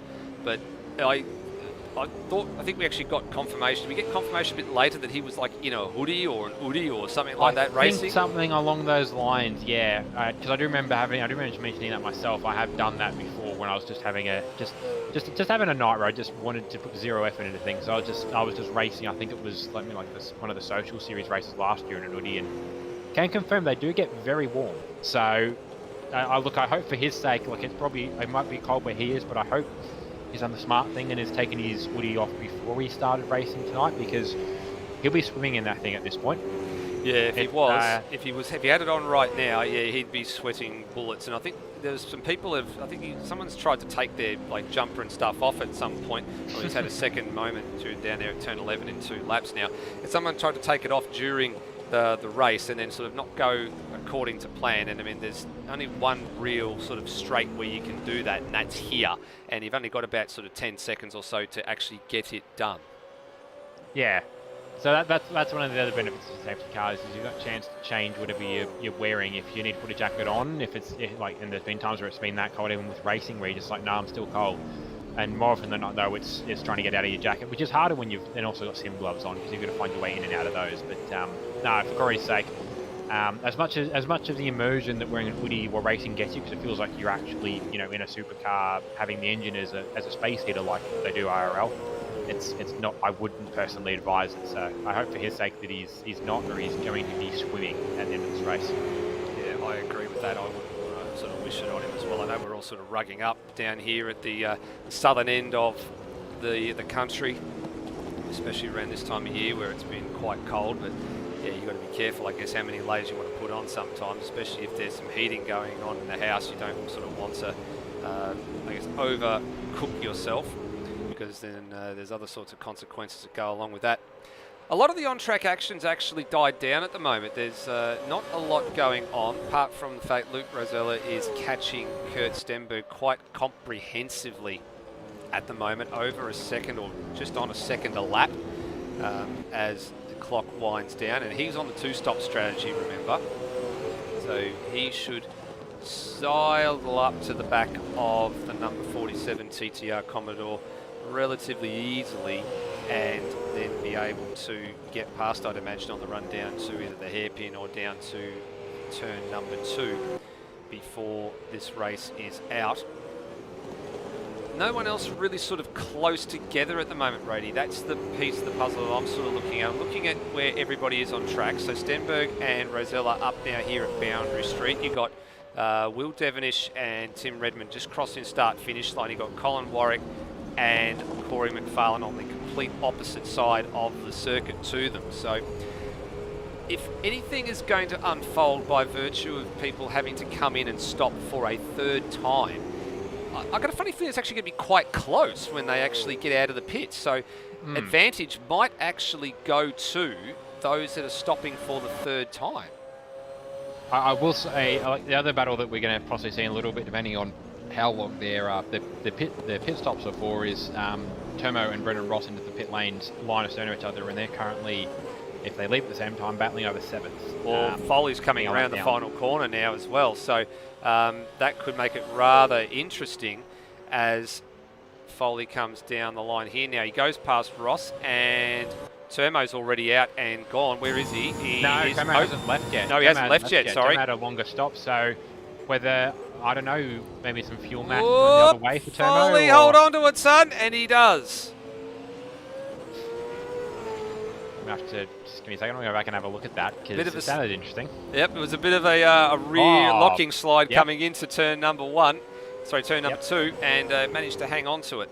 Similar sort of thing to what he did in qualifying, he just still managed to make the corner that time around. Yes, he did, and although be it via a time loss as well. So that's all been said and done. And we did see off camera as well, Luke Rosella did get the job done on Kurt Stenberg. Actually got it done at turn 3 on the lap just completed. That was lap 53. So goes back to the lead of this race, running 8th in the championship. As it stands, Rody, now this would actually, if he was to win this race, Luke Rosella would put him up over the 1,000 point mark for the season. So he would join the likes of Stenberg, Redmond, Devonish, and Co. And the 2 Pixel Sim Sport drivers that are already on, have already surpassed the 1,000 point mark for the season. I will say, if you just having a look at the pits, I think we're starting to see some of this final race stuff shake out. The first pitter from what I assume is the 3-stop strategy is Corey McFarlane. Yep, so he's coming in now by the looks of things. He was a very short stop. He's actually leaving right now. So there goes Devonish and Redmond. So they're gone through. So he's got some work to do, McFarlane. He's got 17 laps to make this work and see what he can do. So he comes out of the pit lane. There he goes. He's on his run to turn 1 at the moment. And Redmond and Devonish have just exited turn 2. So, and on the way to turn 3. So have a look at the times on the chart there. It says that it's only 6 seconds, but that's at the start-finish line timing split. So we'll get an update in a few moments' time when Corey gets to the Sector 1 split. And there it is, it's now 10 seconds. So 10 seconds exactly, and you got 17 laps, or better part, actually it's now, 17 laps to mow down that gap. Yeah, it depends on how far Corey's aiming to get up, though, as to whether Will and Redmond are his targets, or whether he's looking further afield than that. But yeah, that's obviously the first gap he's going to go for and try and hone in on. And these two, if they're running the 2-stop strategy, then they're going to be just handing him time as the race peters out. Now, if Corey has come out 10 seconds or so behind Redmond and Devonish, looking at where Stenberg is on track, if he comes in for this 3rd stop, I'm just looking at it now and just sort of going, he's either going to come out just in front of them or he's going to come out right with them. That's where I'm sort of going to be really interested now. What are Stenberg's times relative to Devonish and Redmond and what they're pulling out at the moment? So his last lap around, Stenberg was a shocker, was a 14.1, and here he comes to the lane now. So it's about to happen right now. We're about to find out how this is going to unfold. Gets it stopped before the line, and now it does this really long tour. Really unusual pit lane entry here at Reed Park Street Circuit. You've got to go all the long way around the outside of the final corner. So Redmond and Devonish are now coming through the 2nd chicane. So we'll keep an eye on, I was about to say, trying to get this to actually function for us. It's not actually wanting to behave with the picture-in-picture stuff for us. So we'll just keep an eye on things here and see where we go. Now, they've got some lap traffic, unfortunately, and now Redmond's having a go at Devonish, so this is now complicating matters for these two. They've got to clear Cox, and on top of that, they've got to get round the final corner, and Stenberg's now leaving the lane now, so this is going to be super, super tight between these three as they get to the line. Redmond and Devonish are just going to get the job done. So Stenberg's lost out here, but he's come out ahead of Corey McFarlane importantly. And now they finally clear Cox, these two.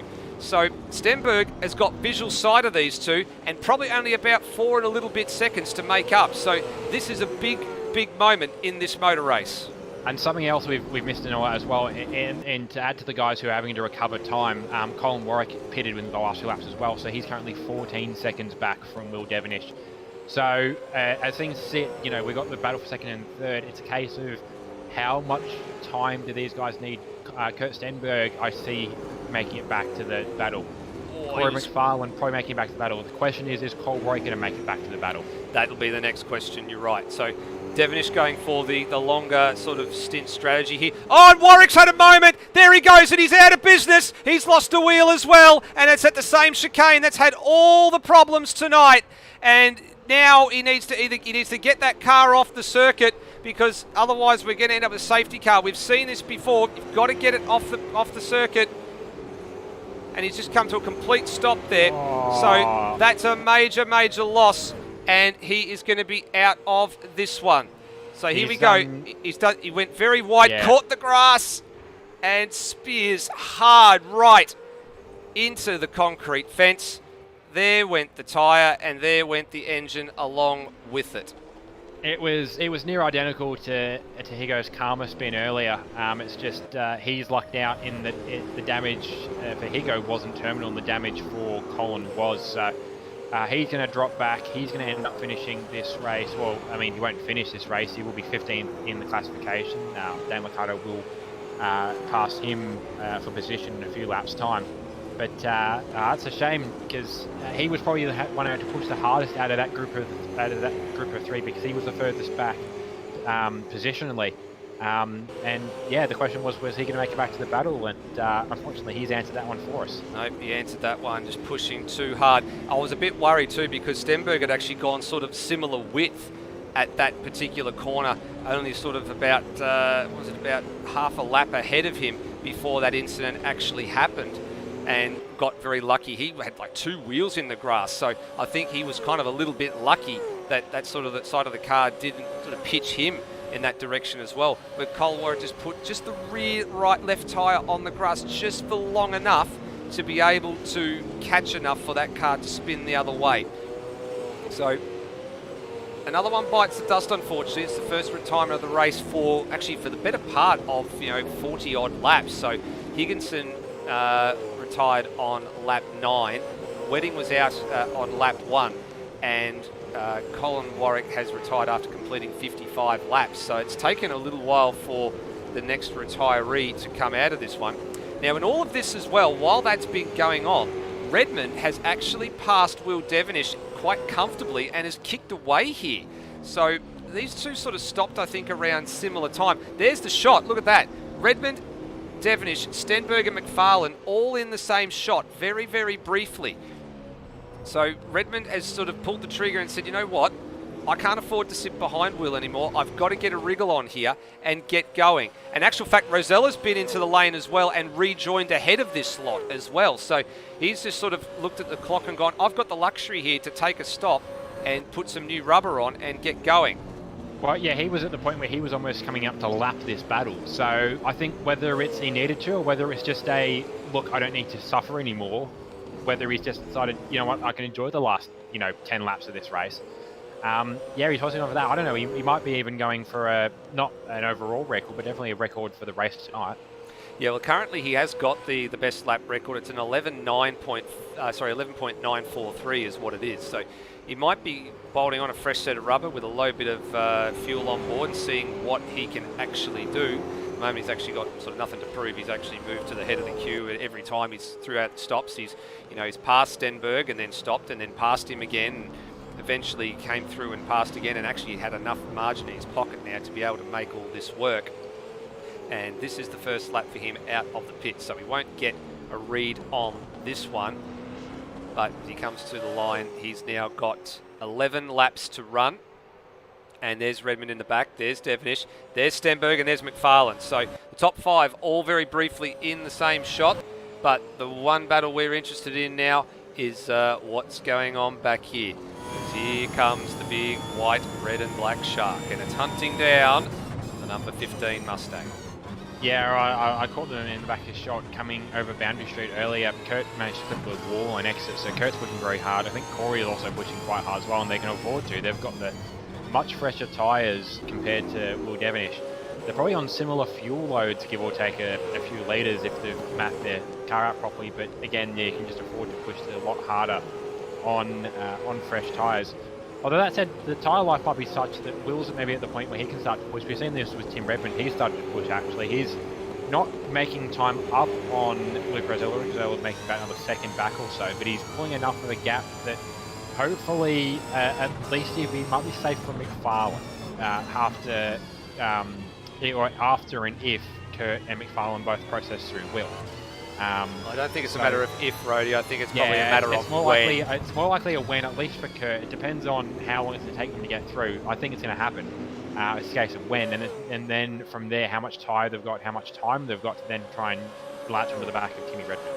Yeah, well, I think what Redmond's hoping for is that they could catch Will, and Will could hold them up for a couple laps before they then get to him. Although Will's driving a fairly defensive line here at the moment, Stenberg's forced to look for the switchback here, which he's actually done quite nicely and got that done. And with the fresher rubber on board, actually it makes a pass fairly easy for him at the moment. Will tries to fight it, but he's not quite there to be able to make the turn-in happen. And then now McFarlane's the next one that needs to sort of buy into the battle here. And all of this is now going to work in terms of the point standings for them as well, because every sort of lap and every sort of moment that Will spends behind Kurt, he just needs to think about the long game here, because at the moment, as it stands right now, they're both dropping Queensland Raceway. With the points for those around 3 weeks ago factored in, it's a 21-point margin to Kurt Stenberg at the moment, but when you take those away, it means that they're pretty much back to where they were before they entered Queensland, which means that it was 9 points to Will's advantage. So he needs to hang on here and keep as many points in the pot as he possibly can. But with the way that car's handling at the moment, it's a fait accompli. He's going to have to pull out something in these last sort of 9 laps. Yeah, his best strategy. His best strategy is for the other strategies to fall apart. His best strategy is he tries to put a move back down the inside of McFarlane, didn't quite get there. Is to hope that these guys push so hard that they do actually, cook off their hard tyres, and then they're left rolling around on, stone blocks for him to then have a chance to then try and put a pass back through with what little grip that he has that's still more than what they've got. But it's out of his hands at this point. Still a top 5 finish. It's still going to be a decent haul of points. He's going to be behind Kurt, but not and it's fairly decent point margins with it being a 300-point winning race. Whoops! There's been a shortcut from McFarlane and a drive-through penalty. Wow! So that's an interesting sort of tail in the tape here, and that happened because he made a mistake at the second chicane before Boundary Street. Shortcutted the circuit, and he's going to have to tour the lane. He won't have a choice. Got to get it over and done with, and he's got 3 laps to get that done. Have a look at that on the replay, because that was very noteworthy now, very important for Will Devonish, because it does give him an extra spot. Oh, he had the rear stepped out and then just went straight across and gained a track, and the game has deemed he gained an advantage for that, and he must have been on no strikes remaining. No, I'm not surprised. Some of these guys, as I said, these guys are pushing really hard. They'll be using up whatever margin they've got. We saw, Collins' pit lane entry the last time through as well, just, picking up all the 10s they can find. He just got all out of sorts coming into the corner, and leaving the track wasn't the issue. He just rocketed back on, and I would have called it as a track cut anyway, because I think he made up like half a second on Kurt through that section, which is a pretty obvious track cut. So with the next few laps he's gonna have to tour the lane. The way things sit, he's only going to drop 1 spot. Brendan Ross, from at least Kurt, is another minute back and is losing time. I think Ross has actually gone a lap down at some point. If not, he's probably about to from these guys. Actually, he's going a lap down right now, Rody. Yeah, so that'll be why he's losing the time. So he's leaving it go now. So Rosella goes straight through, and then a little bit of a wag of the tail to say thank you very much for letting me through, and Rossi gives him the little shake of the steering wheel to say, yep, no worries, mate, all good. And through goes Luke Rosella, and so everybody up into 6th place on the road has gone a lap down. Now here comes the next interesting battle. Can Redmond hold off the advances of Kurt Stenberg on the fresher tyre? So Stenberg's been able to clear Devonish, been able to process along quite nicely. Lap time's looking fairly good. The delta's actually pretty healthy for Stenberg versus Redmond. So again, Rody, probably not a matter of if, but when. Yeah, so he's probably going to be up on the back of Tim for another lap or two. The question is, how much has Tim got in reserve, and how much has Kurt got left as well? Yeah, I honestly drive through there for Cheese, actually, unfortunately. He's currently in 13, so that's going to probably put him back with Dan Liccardo. And there's actually a yellow flag at the final corner. There is, and it is actually for Cheese. So he's actually off the road down there at the hairpin. So that was bad luck for Kurt Stenberg, because he was sizing up the move there and he had to pull out of it pretty quickly. So that saved Redmond for a couple of corners. But realistically, now the next move comes down at turn number 2. Now, there's Devonish in the back a shot. Did he actually gain a little bit of time because these two had to get out of the throttle with the stricken Cheese 747 machine off the road? His lap time was quicker than Redmond. It wasn't as quick as Stenberg, but of course Stenberg's now being held up a little bit here. He's got the inside run now down to turn 3. Will Redmond fight it or look for the over and under? And look for the over and under. And they'll go door handle to door handle for a bit. Good drive out of the final corner, but now they get to turn 4, side by side, and he's got to allow some room on one side. Does that pretty well. Stenberg slots back in behind. Great racecraft and great exchange between these two. They've only been racing against each other for the better part of a year and a half now. They've already worked out the intricacies and how each other like to drive, and that's a very, very clean exchange. Will Redmond now park it down the inside for turn 11? He takes the defensive line and forces Stenberg to go the long way. Another drive there for Cheese. I'm guessing that'll be feeding in the pit lane, so his day is just going from bad to worse at the end of this race. It certainly is. And while this exchange continues to take place, Devonish behind, just his lap times in the first sector weren't quite there. The second sector was good, and then the third sector will be the killing one. Has he actually gained any more time on them? And the answer to that is he has. He did. But he did get a track violation. No, he didn't. There it goes. It actually just updated. I thought for a minute he got a track violation in the final sector. It took a long time for the live timing to actually update itself. Yeah, and what's already helping him as well is that Redmond is parking that big yellow pack and save school bus on every apex he can find. Like Kurt's been nibbling away on the back of that car for the last couple of corners at least. Just you know. No, so no, I settle him just having a difference of speed at the wrong time and just run up the back of the pack and save car. Yeah, it's maybe not even a point where Kurt's necessarily going to get. I mean, Kurt might get past eventually. Actually, all this might be it because Tim's got a really big slide coming over Boundary Street. And yeah, in the end, he's gotten through. He's going to try and go back over or under, and he's just about alongside, not quite there though. He's almost at the back out of the throttle. Coming now down into the final corner. Kurt's hugged the inside. I think that's pretty well tied off. It might be well tied off. It'll be a case of if Stenberg can hold it all the way down to turn 2, he'll probably drive away from Redmond after this one is done. And unless Redmond can have a late surge down here and just sort of run Stenberg a little bit wide, but the answer is no. You see if he can hold on to it for just a little bit longer, but now the new tyre life, or the tyre delta and difference life comes into play, and Stenberg was able to drive away off of turn number 2. That was a great exchange though. Great fair exchange between the two of them, and I think when we have them both up here in the box after this one is over in a couple of laps, they'll probably agree that that was probably the scrap of the night for the pair of them. They'll be pretty happy with how each other handled it. Yeah, no, that was as Matt Cecil said in the chat, clean and respectful makes them work for it, and you know that's 100% it. Like Tim wasn't going to make it easy for Kurt, but at the same time, you know, he drove within the rules. He drove within what's allowed for defensive work, and look, you know, all that was in the end was just maybe Tim's tyres just not holding up for him at a critical moment there, with just getting the slide on through a pretty tricky high power section, and yeah, that's probably what's done in the end. There's still a couple laps to go, so look, if Kurt's going to have over here, his tyres still got time, but at this point, you know, he's not going to catch Luke. All he's going to do is keep Tim at bay, which he doesn't need to do wear a whole lot of tyre once he's up the car in front of the two. So I think the top 3 is pretty well set as it sits. I think I would agree with that statement. Probably pretty well settled at this point. and unless there's a major mistake for Stenberg or Redmond to the point where Devonish is able to capitalise, I don't think the top 3 will be changing at all.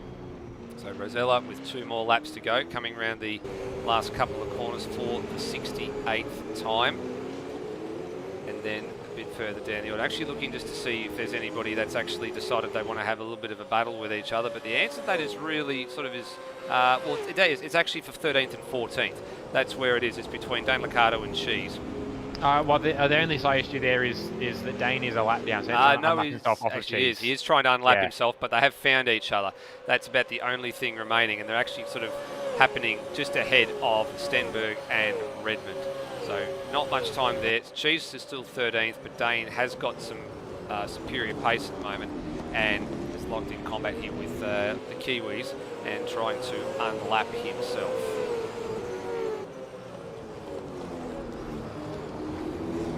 Well, the sting's gone out of this one. It's pretty much a almost done and dusted with just a lap to go after this one is over. So the penultimate time over Boundary Street for Synergy Sim Racing car number 1 with Luke Rosella at the wheel.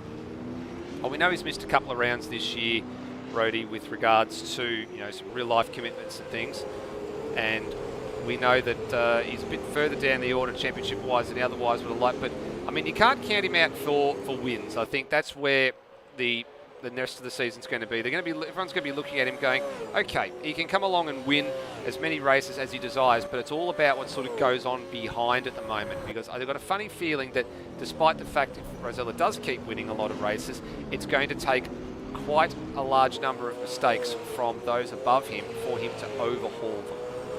Yeah, just looking back through his results, where he hasn't been winning, he's either got a 2nd or a 5th so far. The only other results have been not starts or he's won qualification from Albert Park. So, yeah, he's very much been an everything or nothing kind of a driver this season. And to be fair, that's sort of where he's been every time he's been racing. He's up the front or he's not racing at all. So, yeah, he continue and probably get to some individual credit and maybe some individual record for himself on the amount of wins in a season. Probably have to take it off himself from last year, to be fair. But yeah, championship-wise, it's very much a case of he needs things to go his way. But in terms of tonight, everything he needs to go his way has gone his way. He's about to round the final corner. He's just coming up on the back of Lockie Lock, who I think will make it to the line ahead of him.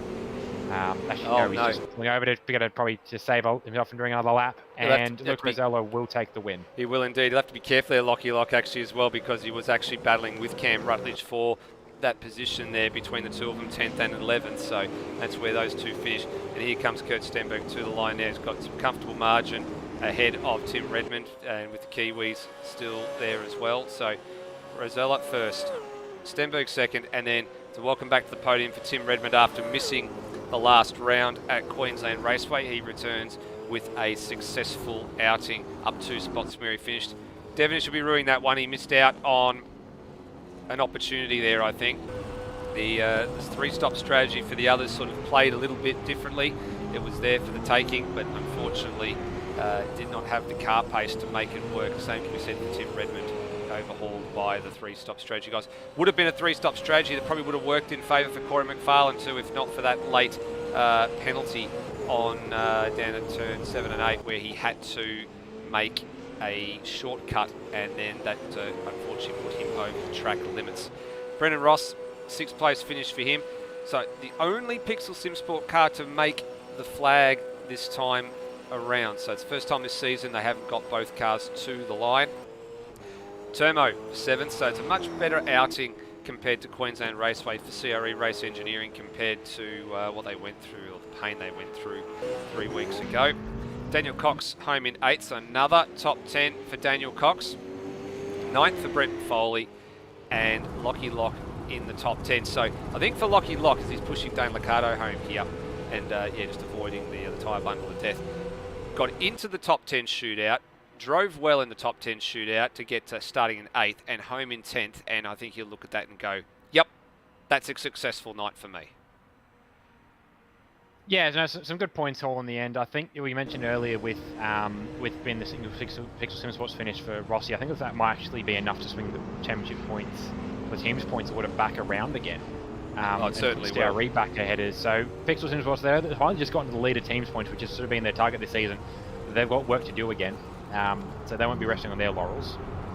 But no, some good results in the end, and like even the guys that finished down the back, look, they got some good points just by finishing, because in the end only 14 finishes. So 14th in a 300-point race is still a very good haul of points. And Stenberg's out of fuel. I think Stenberg is out of fuel as well, because he's being pushed home here by Corey McFarlane. So that's an interesting sub-point to note here, running it right down to the numbers that got the fuel mileage spot on with the 3-stop strategy.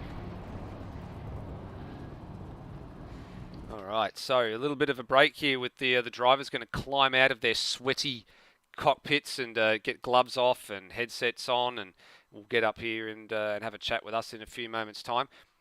Surprisingly few incidents, I think, that probably of note there with regards to penalties. I know there'll probably be maybe 2 or 3 out of tonight, but apart from that, Ruddy, for a 200-kilometre race, most of the issues were self-inflicted. Yeah, the only person who sort of suffered at the hands of another there is Lewis Wedding, although that on the degree of how much that was, we'll look at that. That will get looked at later. Higginson was a victim of himself, and maybe a bit of karma. Cole Warwick, again, just a victim of himself, just probably pushing too hard on a curb which aren't designed to be grippy. And then some of the guys that maybe didn't end the race, but Dan Liccardo picking up a puncture. I believe Cheese picked up something in there as well, and obviously all the track cuts Cheese picked up as well at the end of that really didn't help him out. Corey McFarlane's final track cut as well. But he'd been working on himself by building up to that point, but just to have it come at all, really, technically. All he needed to do was to get back off, but it couldn't have been any case. He was on grass, and you can't really brake on grass, so. No matter what he did, once he was left the track, he was not going to get back on without getting a track cut. So that's just how the dice rolls sometimes. But not ideal for some of the guys. But no. That's racing. No, that is. And the sad part for Corey McFarlane and all of that was he was pushing quite hard because he knew what was at stake there, that he didn't want to. He'd already passed Will Devonish, and he knew that he didn't want to be threatened from behind. So he wanted to push to try and make up as much time as he could. Maybe there might have been something on offer because Tim Redmond was just up the road from him, and then unfortunately pushed a little bit too hard. Back end stepped out, forced to overcorrect to the steering wheel to the other side, and that basically shot you straight across the chicane, and that's all that it takes to do that. And that sort of says that it's like the old adage with Adelaide in real life supercars. They always say if you got them at the end, you got the ability to use them up, and he didn't have any of them left at the end to use up. He was on his last life. So it's that fine little bit of balance between attack and whether or not you conserve, and it just got, for that little split second, just a little bit too much. But with that aside, it'll be a learning experience. He came home in 5th place as well. He was under no threat from behind, and we now have our Beyond Electrical podium interviews with the top 3, Rhodey. Yeah, so I think we're going to start. We'll go back up. So I'm going to start with Tim Redmond. Timmy, good to see you back after missing last round. First things first, how did qualifying the shootout go for you? To be fair, Rhodey, I was really happy with my results in qualifying and shootout tonight. Qualifying in particular, I didn't get much of an idea of what pace was going to be like from the field, and it was definitely on tonight. And to get a 3rd in qualifying, and then I think I ended up with a 5th in shootout, I was still pretty happy with. It was around about my pace where I like to be. I like to get reasonably good starts, although it didn't quite go in my favor this time around. Really happy with at least those first 2 sessions. Yeah, and then coming into the race, one of I think probably about half bit over half the field, about 2/3 of the field, that ended up deciding to go for the 2-stop strategy. We'll talk about the last stint and your battle in a little bit, but the first part of the race, was it feeling like it was strategy to go to, or were you starting to get maybe an inkling early on that you maybe made the wrong call? I came into the race actually thinking 3-stop might have been the play. Thinking about just in terms of the tires, they tend to degrade fairly quickly after about halfway. So I was thinking that was going to be the play. However, as I found through, in particular in the first stint, I managed to make them stretch a little bit longer, and they were still feeling underneath me manageable. So not too terrible, but I was making them work. And yeah, so took the opportunity to just extend that first session a little bit, just to give me a bit of a buffer going into the second section of the race. Yeah, and then coming into the last stint, you ended up with you had to worry about Will in front, and you had to worry about I think it got to the point where you had Kurt Stenberg, Corey McFarlane, and Cole Warwick behind. We saw you get past Will there towards the end. Were you trying to use him as a buffer, or were you just trying to get away from the incoming danger? So that was exactly, you just hit the nail on the head, Rody. Yep. Once I saw the leaders go in, I took the opportunity to try and get Will up as soon as I could, and then just leave him behind and try and use him as a bit of a buffer. And I'd say that I think that worked out to my advantage a little bit, although I saw some misfortune for some of the other drivers, which also helped, came in my favor as well. So we'll take what we can get for sure. Awesome. Yeah, I got all points in the end, and it's good to see you back on the grid, when that'll start to move you back up through the order again. Coming into next round at Sandown, less about what your thoughts on the track. Are we going to be seeing a special livery coming? It's a great question, and if I said anything, I'd probably be saying too much. Okay, fair enough. All right. So we'll treat that as privileged information. But good to see you tonight, Timmy. Good to see you back on the grid, and we'll catch you in a few weeks' time for Sandown. Thanks, mate. Happy to be here. Cheers. Alrighty, swinging over now to second place, Kurt Stenberg. Starting with qualifying for you, Kurt, it didn't look like you quite had the pace. It took you until the back end of the session to sneak up sort of into the top five. Did you not get a chance to get to the practicing you wanted, or was it just not gelling with you early on? Wasn't gelling with me early on, and I didn't get the practice I wanted in early. I just struggling to adapt to this hard tire, and then got the lap in late in the session, and then really happy with how the shootout went. Impressed at my lap. The start of my lap was really good. The end of it probably cost me a bit to Luke, but yeah, very happy to start on the front row. Didn't expect that with where we were at the end of practice. Yeah, so I'd say coming into the race, was the 3-stop your plan, or were you just trying to sort of feel out where things were going and have a look at the tyre life from there? Well, I got told, 20, 20, 15, 15 is the information I got given by people who've done more testing than me. So I was going to run with that. But so I was planning for that. But I got into the race and Luke got me and he got past me. And I was really struggling for my tyres early on. I think I may have pushed a bit hard at the start, expecting the hard to hang on a bit more. And it just had nothing after about the first 10 laps. So yeah, I pitted early, and that was what I had to do, or I was going to lose way too much time. And then me and Luke sort of had this seesaw going strategy for the rest of the race, it seemed. But I kind of knew I was a bit of a cooked duck from then on out. Fair enough. And then coming into the last stint, obviously you'd pitted to go get your last set of hard tires. You had the rest of the top five up in front of you. Just want to know what your thoughts were on your battle. You had for a few laps there with Timmy Redmond. Yeah, it was pretty good. I didn't know what those guys were doing. I thought they may have been doing what we were doing, because they kind of pitted a bit earlier than what I thought they would have had to in the first stint. But then they went sort of longer, and then so I wasn't quite sure, but yeah, it was a cool battle. I mean, I feel like I could tell that with Will, when I caught Will, that his tyres were probably already shot. But when I got to Tim, he seemed like he still had a bit left. So yeah, had a bit of a battle there. Tried my best to get past him. I wasn't going to do anything too silly with how many laps we had left, and then just managed it from there. But awesome drive to Luke. He's got a big head, and he used his big head tonight. That's for sure. Yeah, I'm happy. I'm happy that you said that. Coming into Sandown now, obviously you've been here last year when it was part of the Enduro Cup. What's your thoughts now with it returning to the regular calendar? I love Sandown, and last year me and Luke won the race, and we had mega pace. So we should be very good there again.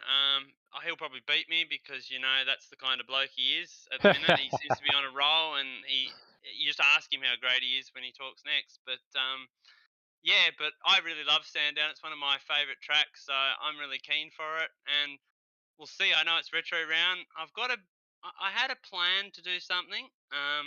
Something to do with the number 47, a certain car that rolled at the chase. We'll see if we can bring that to life. If anyone knows what I'm talking about. Very good. Very good. No, it'd be good to see something. But great work tonight, Kurt, and we'll catch you in a few weeks' time. See you there. And finally, race winner Luke Rosella. Luke, we're actually going to sidetrack for a second, and we're going to talk about your supercar action early this week for a bit. How did that go? Yeah, it was very good. It's definitely a pleasure to be part of basically the pinnacle in Australian sim racing in the supercar. Yeah, it's been a long time coming, long dream. I never thought I'd get to that point, but yeah, here we are. And yeah, qualifying didn't really go to plan.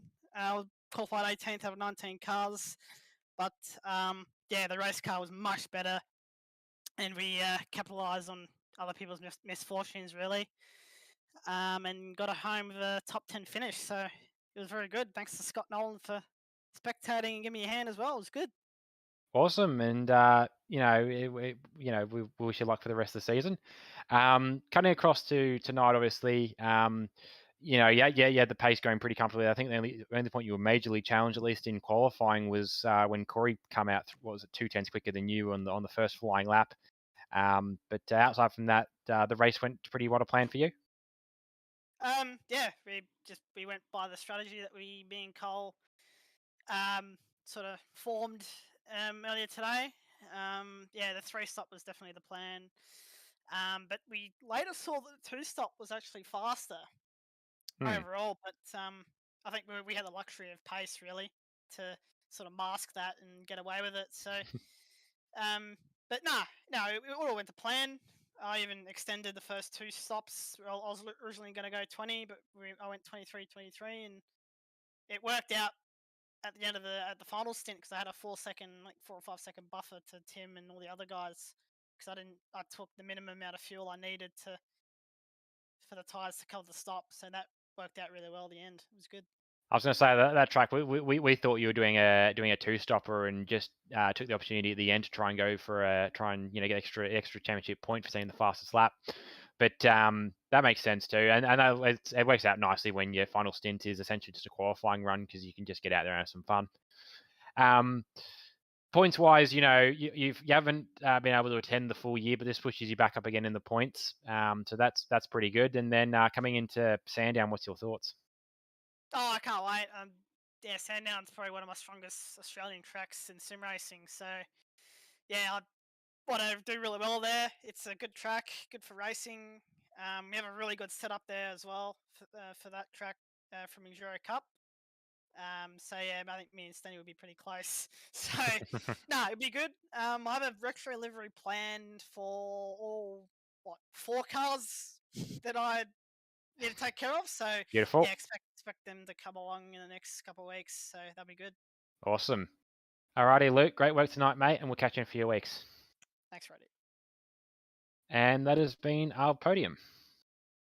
Thanks very much, Rody. It's interesting to hear. I think a few people have got some plans coming along with regards to retro round liveries and things like that.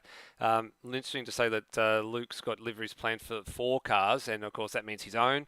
Plus it means the 3 AAR-oriented cars that he has there as well. So he's actually got a fair bit on his plate at the moment with regards to painting those. But that actually means that we do expect to see in 3 weeks' time not only Corey McFarlane in the driver's seat, but Lockie Burke and Hans Brunswick there as well. So if Luke's painting the cars, boys, you better be in them. That's all that I'm going to say about that one. And I guess that's an interesting point. We look forward to Sandown, Roadie, where the format goes from the longer 200-kilometre round tonight to the twin sprint format, the twin 80k sprints. And that one will be an interesting dilemma to take a look at because the soft tyre is back in action and we expect there will be pit stops playing out with regards to all of it as well. I mean, we saw at Albert Park that you can, if it's a hard tyre and the right sort of situation presents itself, that you can make a race on a single set of tyres and a single set of fuel last. But at Sandown, home of horsepower, I think that's going to be a little bit more difficult to do. Yeah, Sandown will be interesting. As we mentioned, it was an Enduro Cup track last year. So we had the two race for the grid race, the qualifying session, the two short race for the grid, and the full 200k race last year.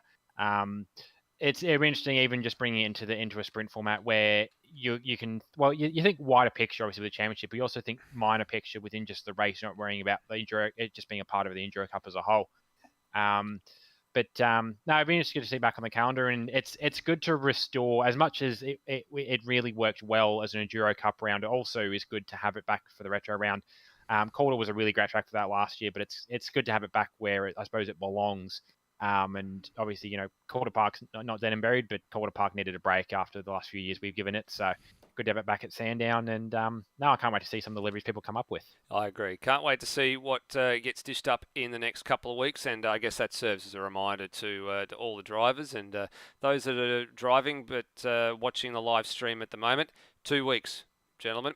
Sunday, 2 weeks is the livery cutoff. We need to have them all in so we can build the pack and get it out for broadcast purposes. So until next time, in 3 weeks from now, please drive safely, everybody, and we will see you then. Bye for now.